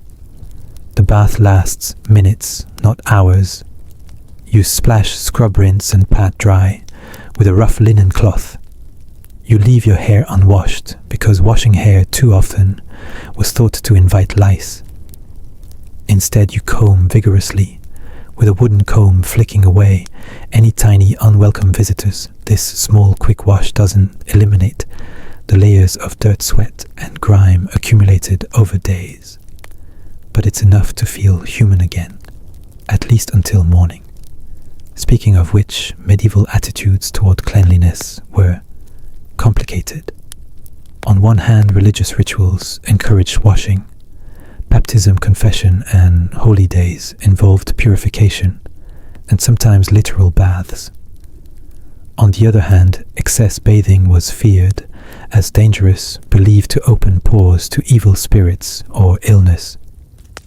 Public bathhouses were popular in towns, especially in the 12th and 13th centuries. They were lively places not just for washing, but socializing, trading, gossip, and sometimes more illicit activities, think less spa, more medieval nightclub with questionable hygiene. But by the late Middle Ages, public bathhouses declined sharply, partly due to associations with disease spread and moral panic. The Black Death made people suspicious of shared water, and the church began discouraging communal baths for fear of temptation. For the poor, bathing was rare; for the rich, a luxurious but occasional affair. For everyone, soap was a precious commodity, often homemade from animal fat and ash, smelling faintly like a burnt pig. You finish your bath feeling lighter, fresher, and vaguely scandalous for indulging in something so luxurious as clean skin. You dress quickly and settle in near the fire. Your family gathers close. The fire flickers, casting long shadows on the soot-stained walls. The air is thick with smoke warmth and the mingled scents of cooking stew and wood smoke. Someone hums a tune. A dog snores. The night stretches out before you. A dark, quiet, yet somehow comforting space amid all the grime. You think about how differently future generations will live with their running water, hot showers, and fragrant shampoos. You'll never quite believe it. But for now you're here, dirty, tired, alive. And that's enough. After the chaos of market day, you trudge home with your haul. A motley collection of slightly questionable bread, a chunk of cheese that probably predates the king, and some root vegetables freshly pulled from the earth this very morning. Your feet slosh in heavy boots caked with the thick, unyielding mud that the town streets offer up like a sticky souvenir. The pungent memory of the fish stall still clings to your nostrils, a stubborn reminder that hygiene is a luxury reserved for the future, or maybe the very, very rich. But you're not done yet. The day's labors have yet to yield one vital reward, a medieval bath. You might laugh quietly, imagining a warm-scented soak beneath soft candlelight, perhaps with a few rose petals floating around. You are not so lucky. Bathing in the Middle Ages was neither common nor comfortable. It was more like a ritualistic endurance test that you had to tackle with the determination of a knight charging into battle, mud boots, damp clothes, and all. Water is your first obstacle. Not a dribble of it flows through your home on command. You live somewhere between a bucket and a basin, a rough wooden tub carved crudely from a tree trunk, or maybe just a large barrel, cut in half. Hot water is even harder to come by. There's no boiler or taps to warm the water. You must haul pails of chilly well water to the hearth, stacking wood and coaxing flames to life beneath the iron cauldron. You poke and prod the fire, adding sticks and twigs until the water simmers gently. Too hot, and it burns. Too cold, and it's a disappointment. You test the temperature with your elbow recoiling sharply when you misjudge. You've learned the hard way that water that's just right is a very narrow window indeed. While waiting for the water, you must also gather the essentials: a rough cloth to scrub, with a bowl of ashes to mix with the water, if you're lucky enough to have soap, and a wooden comb to battle the ever-present lice. You remember last time you fought with those tiny beasts, scratching your scalp until you thought your head might cave in, only to find your clothes infested the next day. Privacy is another luxury. Your small home is shared with family, a scurrying dog, and a particularly nosy goat who seems fascinated by your attempts to undress behind a curtain. Your sibling Eva, the sneak, peeks around the corner with a mischievous grin, just as you pour the first ladle of hot water over your shoulders, you scowl, but secretly enjoy the distraction. The water shocks you at first. Its cold bite sends shivers down your spine before the warmth takes hold. You splash, scrub, and rinse with all the energy you can muster, using that rough cloth to work off layers of dirt, sweat, and the faint remnants of last week's stew, or was it last month's soap. When available is a precious concoction often made from animal fat and wood ash, with a smell reminiscent of a burnt pig roasting in the village square. You sometimes joke that your soap doubles as a weapon in close combat. Historians still argue whether medieval people actively avoided soap out of superstition, or simply because it was expensive and hard to find. Some believe it was feared for stripping the skin's natural oils and leaving the body vulnerable to illness or evil spirits, though you suspect the real reason might be that it smelled awful. Washing is quick, functional, and somewhat miserable. You rinse off and pat your skin dry with a coarse linen cloth. Hair washing is a rare luxury, mostly avoided because of the lice threat. Instead, you vigorously comb through your locks, flicking off tiny pests with a practiced flick of the wrist. You can't help but chuckle at the absurdity. Here you are performing what feels like an Olympic event, all for a few moments of freshness before the grime returns with tomorrow's dawn. The broader medieval attitude toward cleanliness is well complicated. On one hand, Christianity encourages purification and ritual washing. Baptism cleanses the soul. Confession clears guilt. And holy days might be marked by ritual bathing. On the other hand, frequent bathing was seen as dangerous, believed to open pores to disease and evil spirits, a superstition with roots in earlier, less hygienic times. Public bathhouses were the medieval version of the social hotspot. In the 12th and 13th centuries, these were lively hubs where townsfolk gathered to wash, chat, and sometimes engage in activities that today would raise an eyebrow or two. Bathhouses were not exactly the clean, spa-like retreats you imagine.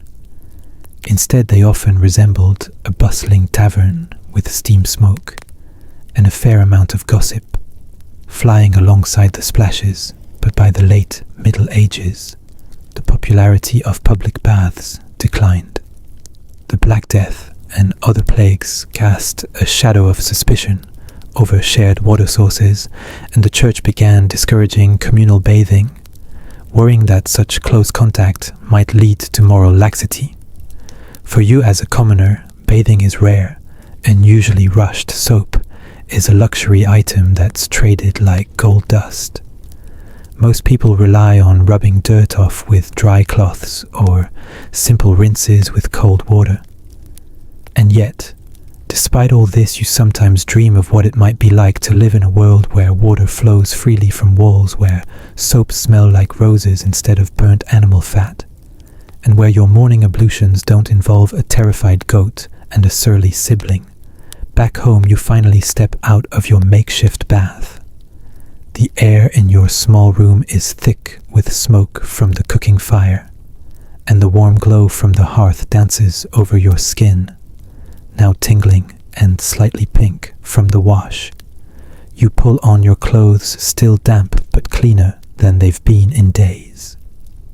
Your hair sticks to your forehead in a rebellious cowlick, and you comb it through, flicking away a few lice that somehow survived your assault. Your family gathers close around the fire, faces glowing in the flickering light. The dog snores softly, and somewhere outside, an owl calls. You settle into your spot on the floor, grateful for the small warmth and brief respite. Despite the grime and hardship, there is a simple comfort here, being surrounded by people who, like you, are muddied, weary, and somehow still hopeful. You wonder what the future holds. Will people one day bathe every day? Will there be warm running water and fragrant soaps? Will children grow up never knowing the sting of ashes on their skin or the terror of a bathing goat. The answers lie far ahead in a world you might never see. But for now you are here, dirty, tired, alive. And somehow, that's enough. You close your eyes and breathe in the mingled scents of smoke stew and worn leather. The world outside may be filthy, but inside, this room is a sanctuary, a moment of peace in a rugged, often cruel world. Your eyelids grow heavy. The sounds of the fire crackling and the dog's contented snores lull you toward sleep. You drift, imagining the fresh water that might someday flow freely in homes, like yours carrying away the grime and the fatigue. Until then you rest. The dirt will wait, and so will tomorrow's mud. You wake up before dawn, the pale grey light just starting to touch the edges of the sky. Your body aches from the day before, knees stiff from standing at the market back, sore from hauling water and firewood. But there's no time for complaints. In the Middle Ages, dawn is the start of survival, not leisure. You step outside your home and immediately notice the thick, unmistakable smell of, well, everything. The village smells like a stew of manure, smoke, sweat, and the ever-present scent of unwashed humanity. It's the medieval perfume, and you're wearing it proudly like a badge of honor, or maybe just as a consequence of the era. Your first task is to deal with the waste, the village's cesspit. You don't think about it much, but sanitation is the medieval world's least glamorous puzzle. You know the cesspit is a deep hole, dug outside the village where everyone's refuse, human waste, kitchen, scraps, dead animals is dumped without ceremony. It's basically the medieval version of a landfill and septic tank, rolled into one, except without the high-tech sanitation department or health regulations. Walking near the cesspit, you see a thick, buzzing cloud of flies lazily hovering over the steaming pile of filth. The stench is almost unbearable. A sharp, sour tang mixed with decay and something almost metallic. You pinch your nose, avoiding eye contact with the local blacksmith, who is just finishing his morning shift and looks equally ready to flee the area.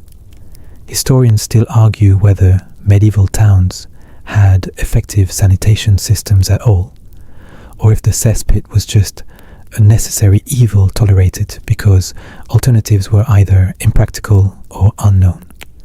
Some records suggest that wealthier towns had rudimentary drainage systems or regularly emptied pits.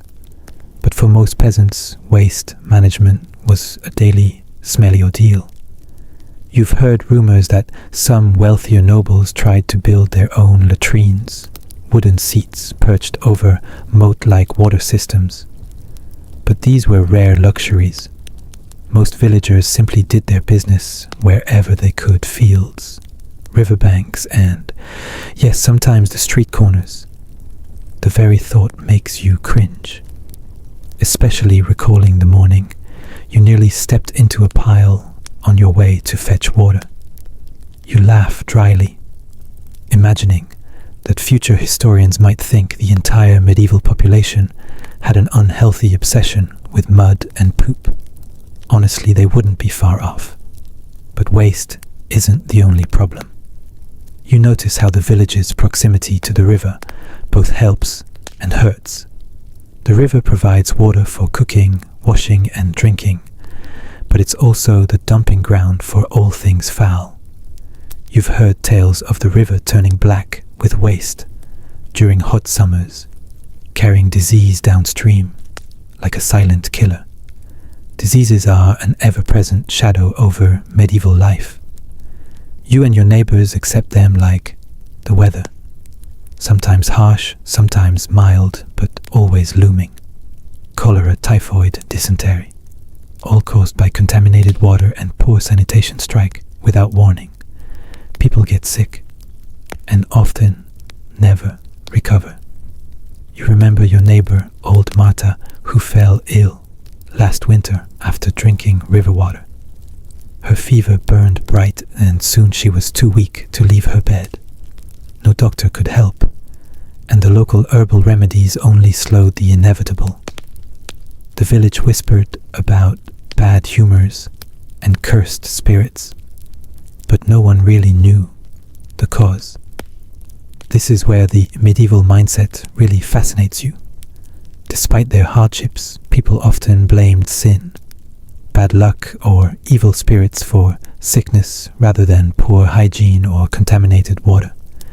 It's a mindset that would linger for centuries. Sometimes you wonder how anyone survived at all, but survival means adaptation.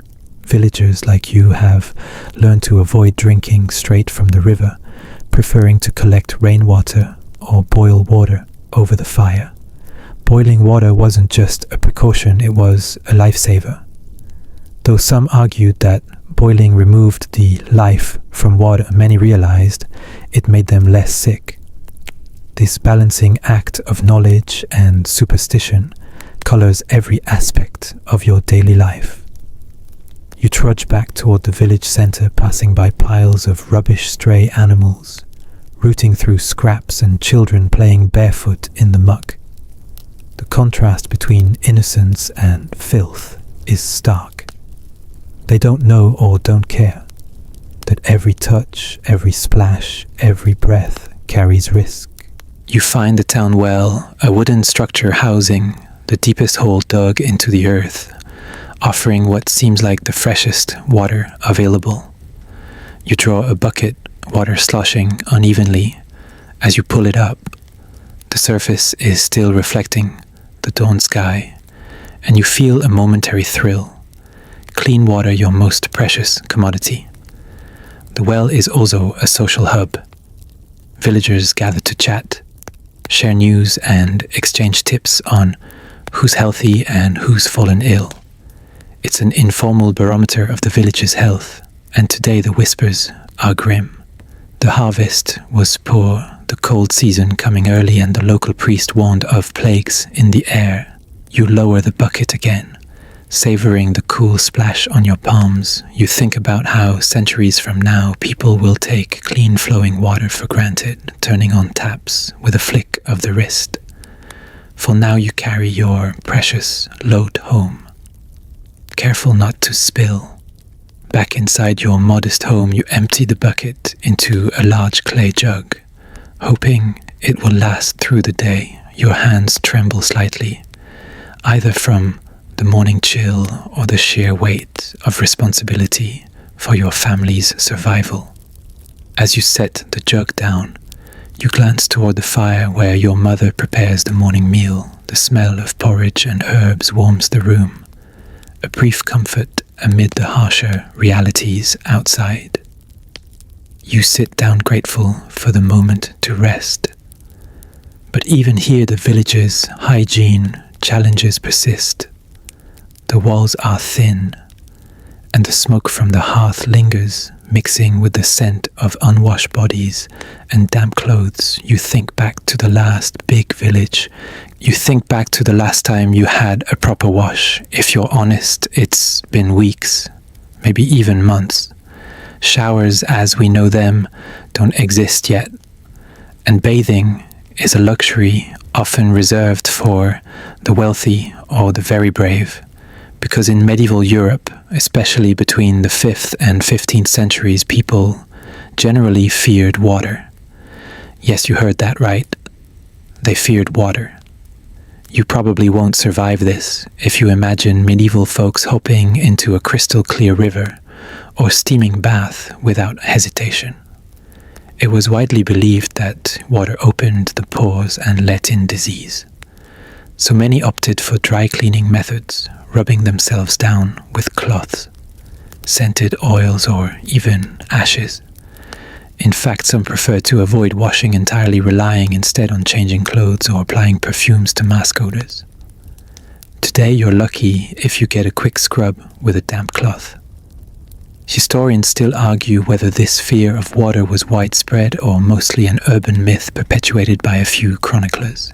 Some scholars believe the fear was exaggerated, pointing out that in warmer climates like the Mediterranean public baths thrived well into the Middle Ages, but in Northern Europe cold water and real hygiene definitely took a back seat.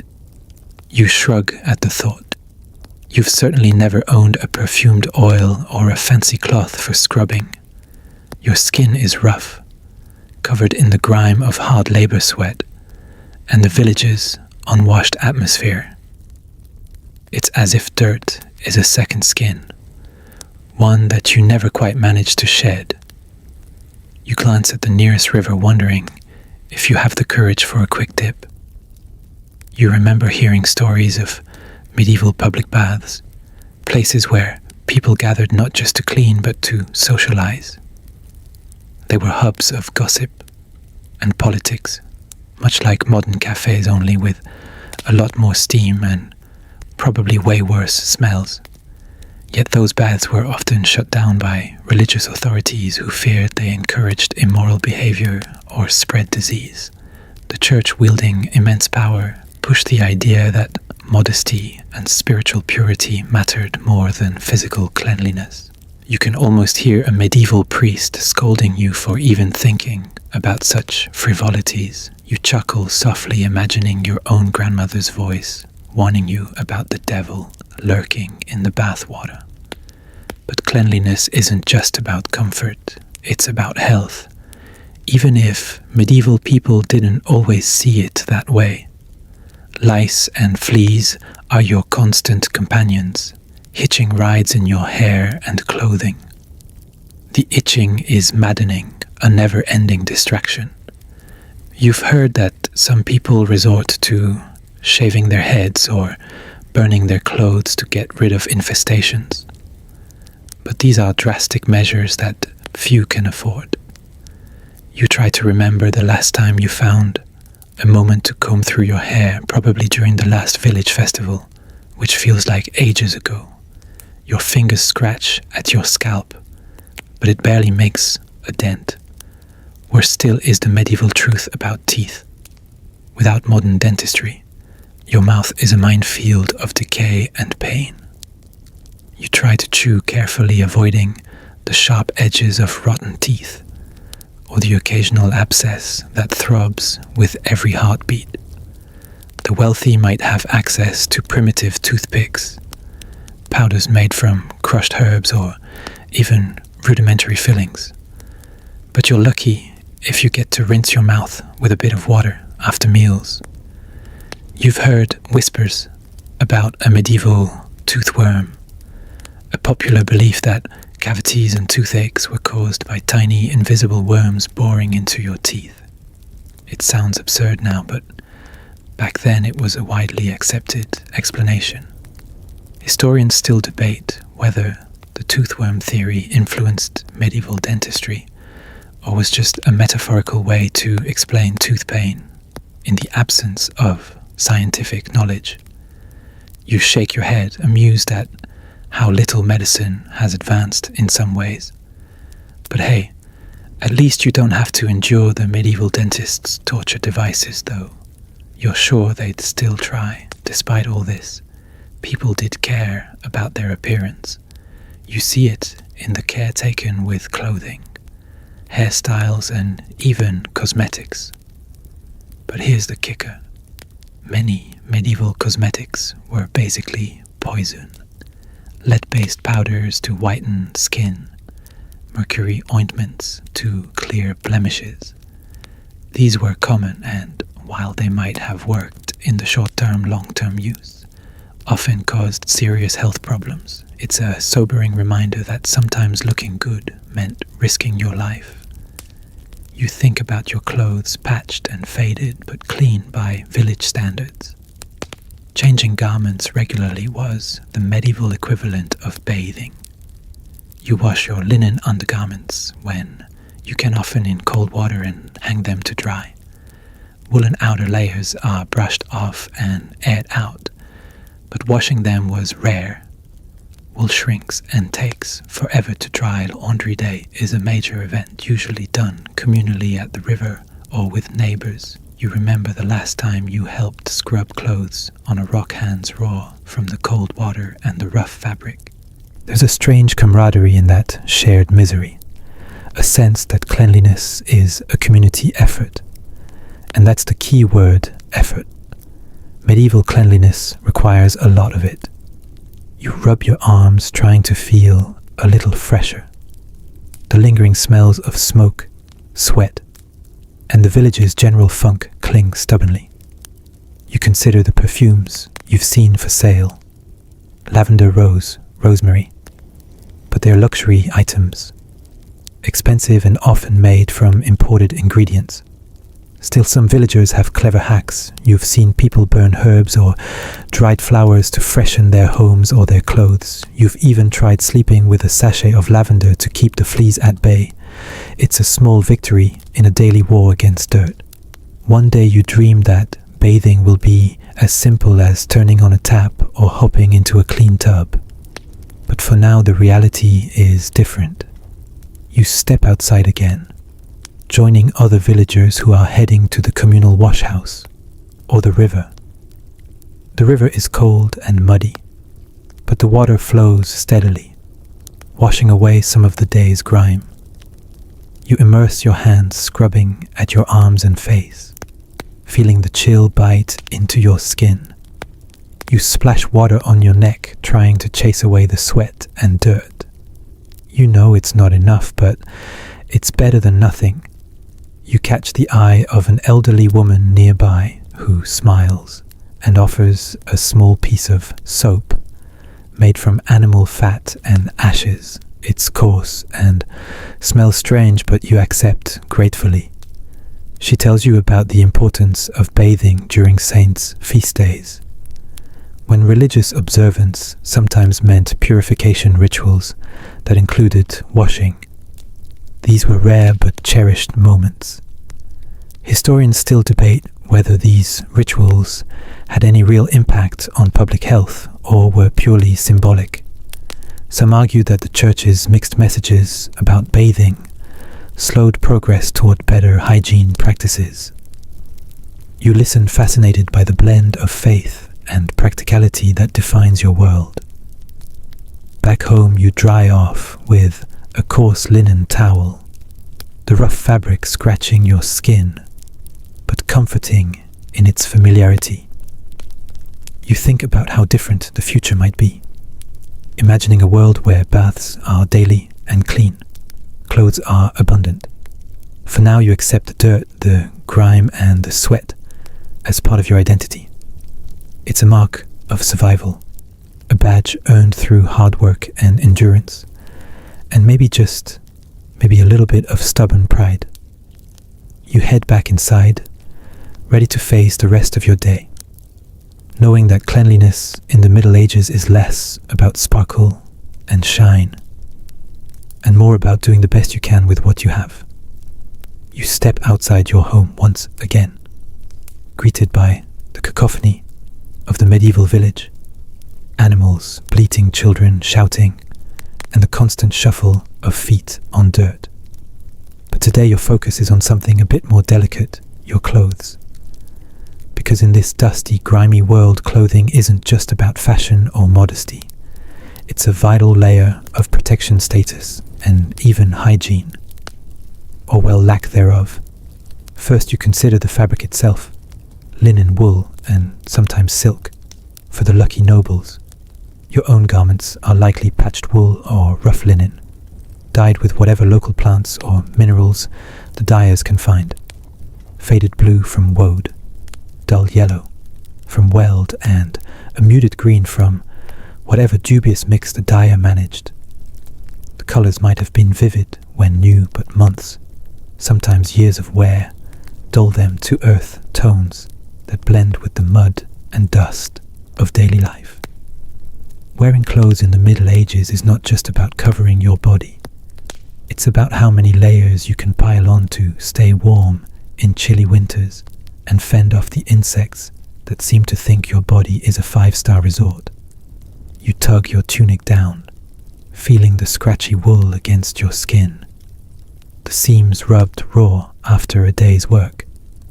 Now you might assume medieval people wore their clothes only until they fell apart, but that's only half true. Laundry was rare and washing thick wool was practically taboo because it shrank and took ages to dry. Instead, clothes were brushed, aired, and patched endlessly. Your garments carry the smell of smoke from the hearth, sweat from the fields, and sometimes the unmistakable aroma of the latrine. Yes, your clothes are like walking scent bombs. You imagine the fashion-conscious medieval noble swathed in layers of velvet and silk, their clothes lavishly embroidered and fragrant with spices and rosewater. But even their fine garments would only be washed once in a great while, often relying on perfumes and powders to mask odors. There's a story you've heard about how some nobles would store their clothes in chests lined with lavender or rosemary to keep them fresh, and if the truth be told, to hide the smell of weeks-old wear. For the average villager, though clothes are practical items, you patch holes with scraps, stitch tears with whatever thread you have, and sometimes even layer torn rags underneath for extra warmth or modesty. The phrase, "wearing your heart on your sleeve," could have been literal. Back then, patches sometimes meant you had to wear whatever you could get. Historians still debate how often medieval people actually changed clothes. Some argue that a full change was rare, and clothes were more of a wardrobe for life, rather than a daily rotation, while others believe seasonal changes and festivals meant people swapped outfits more often than we imagine. You smile to yourself, knowing the truth probably lies somewhere in the middle. Cleanliness standards were relative, and laundry was a luxury many couldn't afford. Speaking of laundry, washing your clothes was no small feat. You recall the last time you hauled heavy sacks to the river or the communal washhouse, your hands raw and your back aching from scrubbing thick fabrics on rough stones. The water was cold, the soap coarse, and the drying slow. Wool especially was a pain. Wet wool turns heavy, shrinks unpredictably, and takes days to dry, especially in the damp medieval climate. Because of this, woolen garments were washed sparingly, with many preferring to brush off dirt and air them in the sun instead. Linen, on the other hand, could be washed more often, but was generally used for undergarments. You think about the practical ways people extended the life of their clothes. To keep wool fresh, some wore linen shirts underneath, which absorbed sweat and oils. That way the outer garment stayed cleaner longer. And then there's the matter of dirt itself. Medieval people had a different relationship with it. Where you might recoil at a stain or a smudge, your medieval self might see it as a badge of labor, or even ignore it altogether. After all, dirt was everywhere, on the roads and the fields, even inside homes. You brush dust off your sleeves, feeling the gritty texture beneath your fingers. It's a constant companion. And sometimes you forget what clean really feels like. You've heard stories about how wealthy people had servants dedicated solely to caring for their clothes. These laundresses soaked, scrubbed, and boiled the fabric in cauldrons heated over fires. Sometimes they'd add lye soap, which could be harsh on the skin but effective at removing stains. But for common folk like you, it's a battle against grime with limited resources. You patch, brush, air, and hope for the best. You pause to think about the odd remedies people used when cleaning wasn't enough. For example, medieval peasants and even nobility used all sorts of strange concoctions to freshen clothes. Stale beer or vinegar might be sprinkled on fabric to neutralize odors, and herbs like rosemary or lavender were tucked into seams or pockets to keep clothes smelling pleasant. There's even evidence that some people rubbed sand or ashes on their clothes to absorb oils and dirt, which probably made the garments feel like sandpaper but helped extend wear. One of the quirkier medieval laundry customs involved beating clothes against rocks or stomping on them in tubs, methods that sound both exhausting and frankly hilarious. You imagine yourself stomping on a tunic in a muddy river, splashing water everywhere, while villagers pass by, shaking their heads. Historians still debate how common such communal laundry activities were, with some sources suggesting they were rare events tied to festivals or special occasions, while others believed they were a weekly necessity. You also recall how clothing signified your social standing and even your profession. Certain colors, cuts, or accessories were reserved for the nobility or guild members. Wearing clothes above your rank wasn't just frowned upon, it could be illegal under sumptuary laws designed to keep social classes distinct. For example, purple dyes, expensive and rare, were often reserved for royalty. Blue was popular but costly.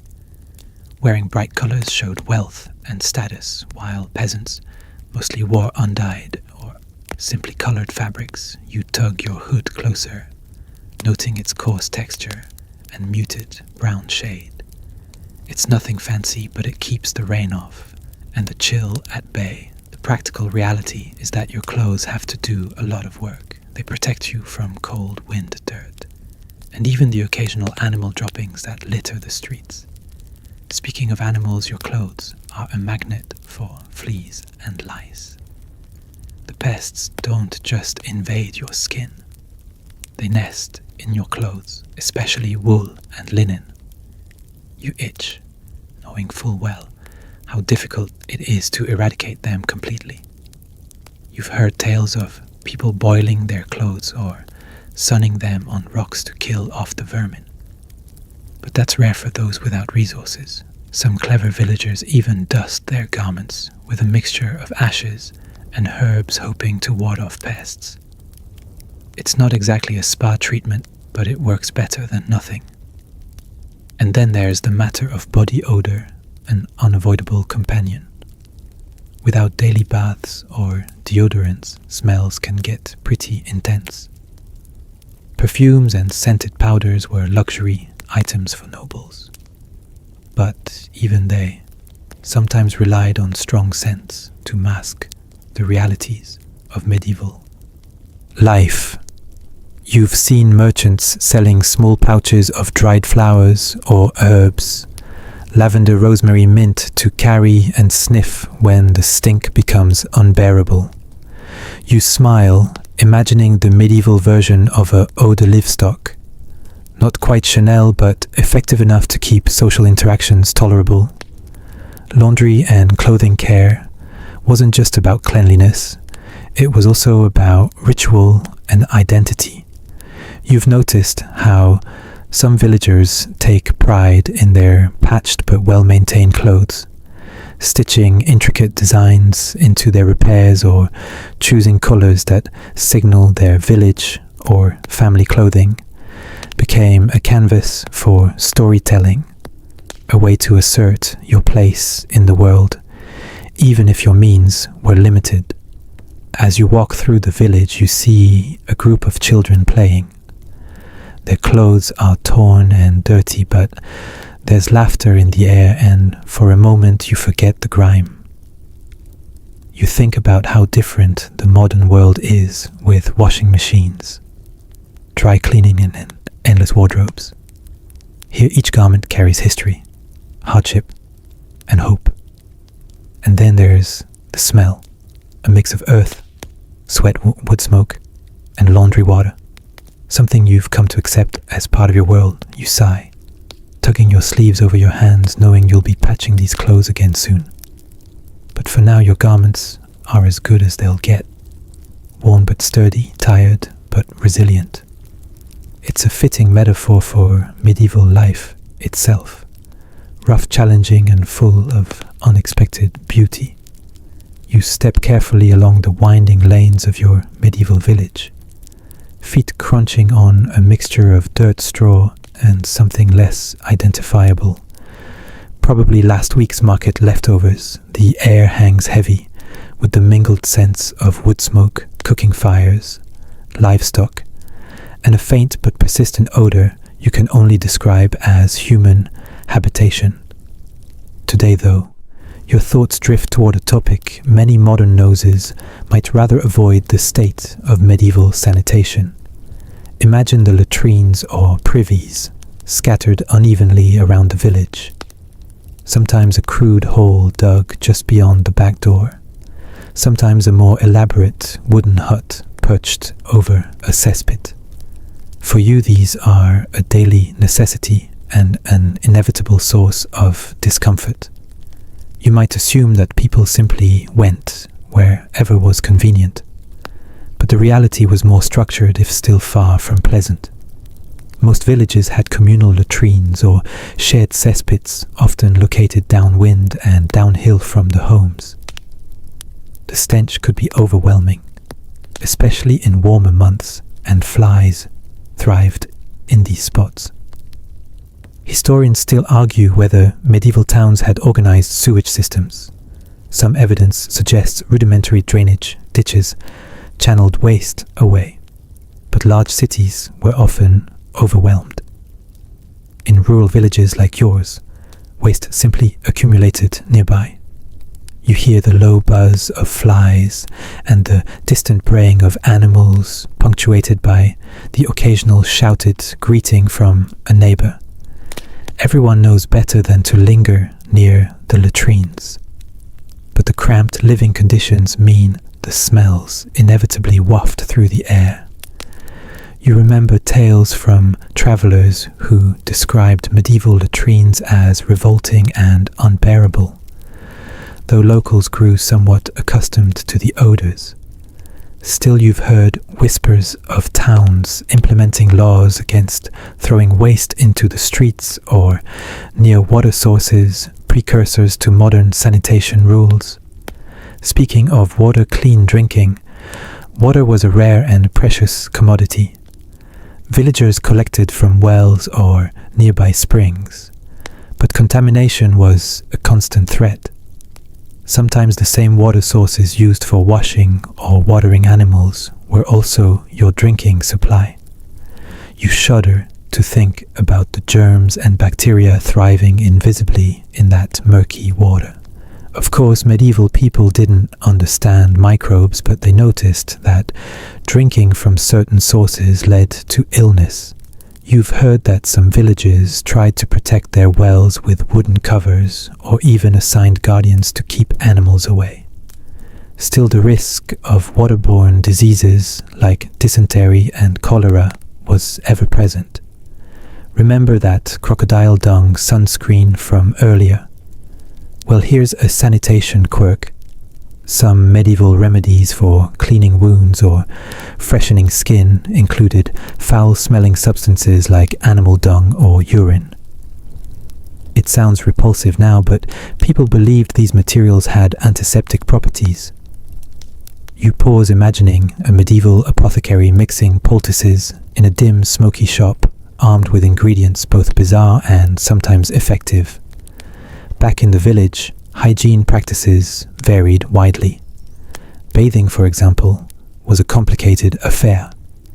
Contrary to popular belief, medieval people did bathe, but not nearly as often as you might think. Public bathhouses existed in some towns, especially in wealthier regions. These were places for washing, socializing, and sometimes less savory activities.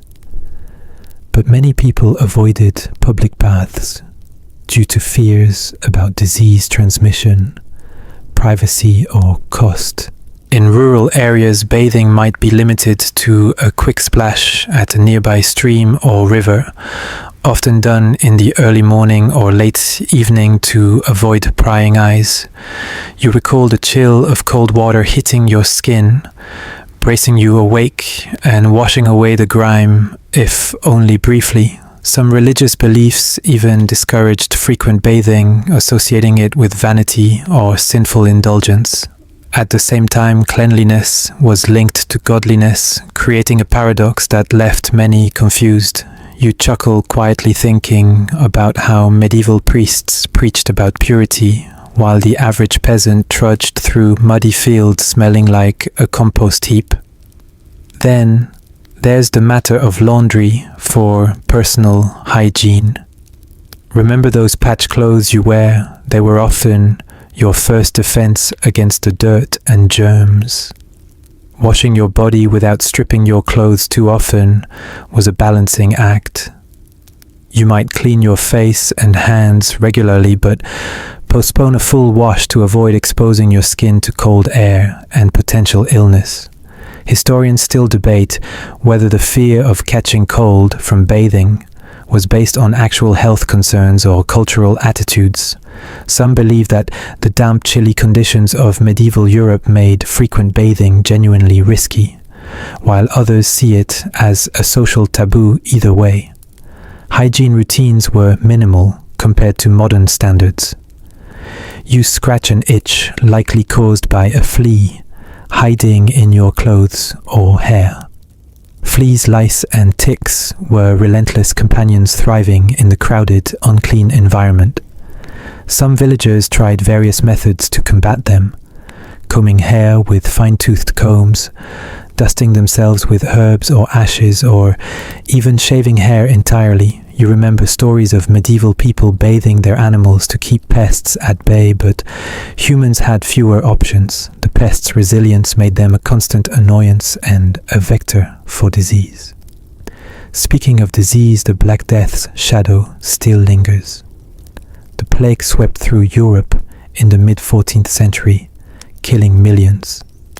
Its rapid spread was fueled by poor sanitation, crowded living conditions, and the ubiquitous fleas on rats. You wonder how villagers processed such devastation.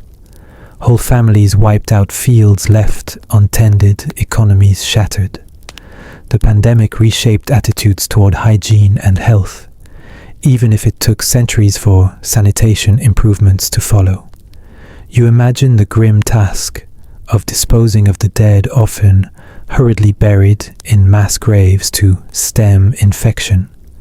The smell of death mixed with the stench of open sewers and unwashed bodies must have been overwhelming.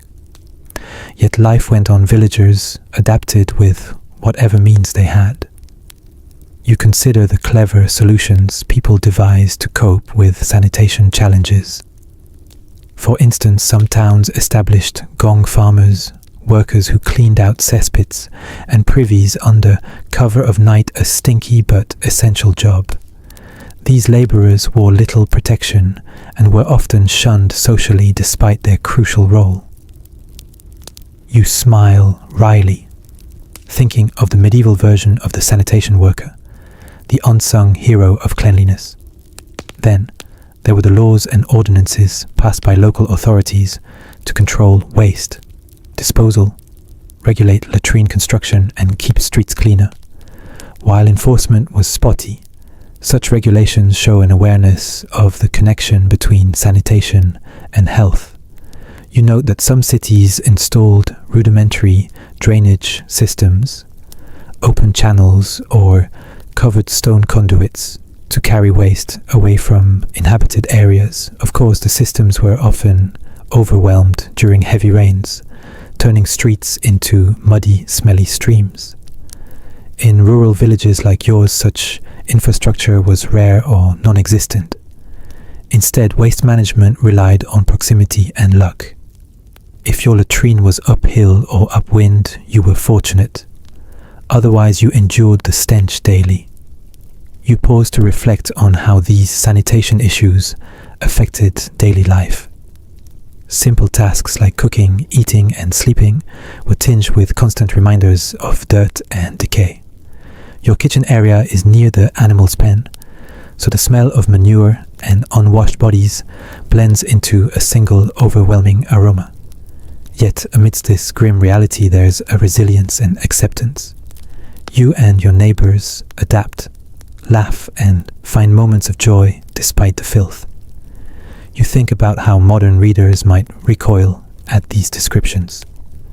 Yet, medieval people likely found them normal, maybe even comforting in their familiarity. You recall how some villagers kept small gardens with herbs and flowers near their homes, not just for cooking but to mask odors and perhaps improve spirits. The smell of fresh rosemary, lavender, and thyme offered a brief respite from the pervasive smells of daily life. You smile, thinking of medieval air fresheners as your ancestors might have seen them.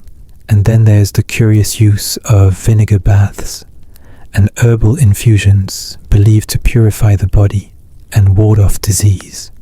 Some remedies sound strange now, but reflected genuine attempts to control hygiene with the knowledge available.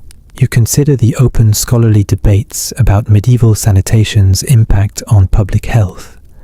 Some historians argue that poor sanitation led to high mortality and frequent epidemics, while others highlight the resilience of communities and occasional innovations that mitigated risks. You remember that despite these hardships, medieval people lived full lives, celebrated festivals, and found meaning in family and faith. As you make your way back home, you appreciate the simple pleasures: a clean shirt, a dry bed, a fresh breeze, and you understand how far sanitation has come since those days.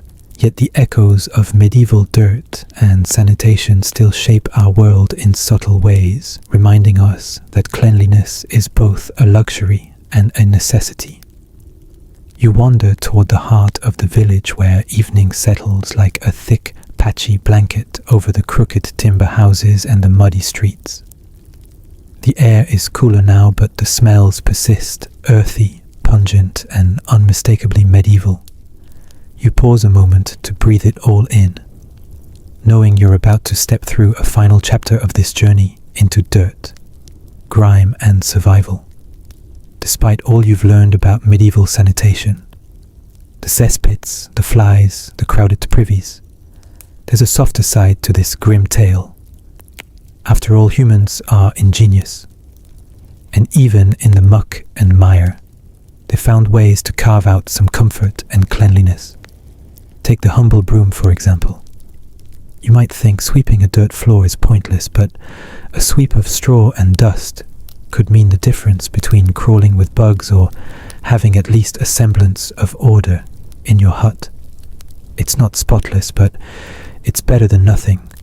You think about how families shared skinning and scraping routines, rubbing down clothes with sand or ash, a kind of ancient dry cleaning that helped stave off some of the grime and pests. These practices didn't make medieval folks sparkle by modern standards, but they were the best they could manage. Historians still argue whether medieval attitudes toward dirt were entirely negative or sometimes embraced as part of daily life's rhythm. Some scholars propose that dirt was just a normal part of being human and the environment people inhabited, rather than a moral failing or something to be shunned outright. You imagine the smells of a village festival, where cooking fires mingled with the scent of hay sweat and beer-soaked clothes. Dirt was just a backdrop to life's celebrations and struggles alike.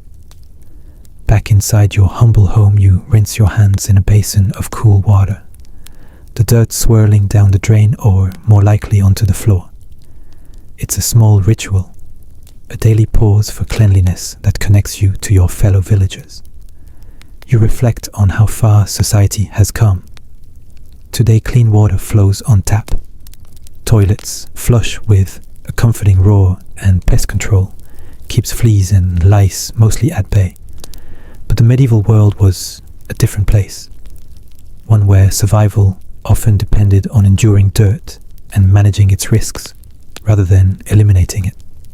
And yet, you also realize the medieval experience wasn't just about filth and disease, it was about resilience, adaptation, and finding moments of joy in a challenging world. So, as you lay your head down on your straw-filled mattress, surrounded by the smells and sounds of a village settling into night. Remember this: the dirt and grime were never just obstacles, but part of the texture of medieval life. You drift off, breathing in the cool night air and the faint, comforting scent of wood smoke and earth, knowing you've traveled through a world where cleanliness was a daily battle, but life still pulsed vibrantly beneath the surface. The night deepens as your thoughts settle into a gentle calm. You've walked dusty lanes, sniffed the mingled scents of life and decay, and glimpsed the realities behind the stories and legends. The dirt wasn't just grime, it was the backdrop to every moment shaping the lives of countless people who lived, loved, and struggled long before modern comforts. Though the smells and sights might make you flinch, there's a strange comfort in knowing how people managed, adapting with simple tools and stubborn determination. The brooms swept, the herbs grew, and the rituals of washing and care, however limited, persisted as quiet acts of hope against the messiness of existence.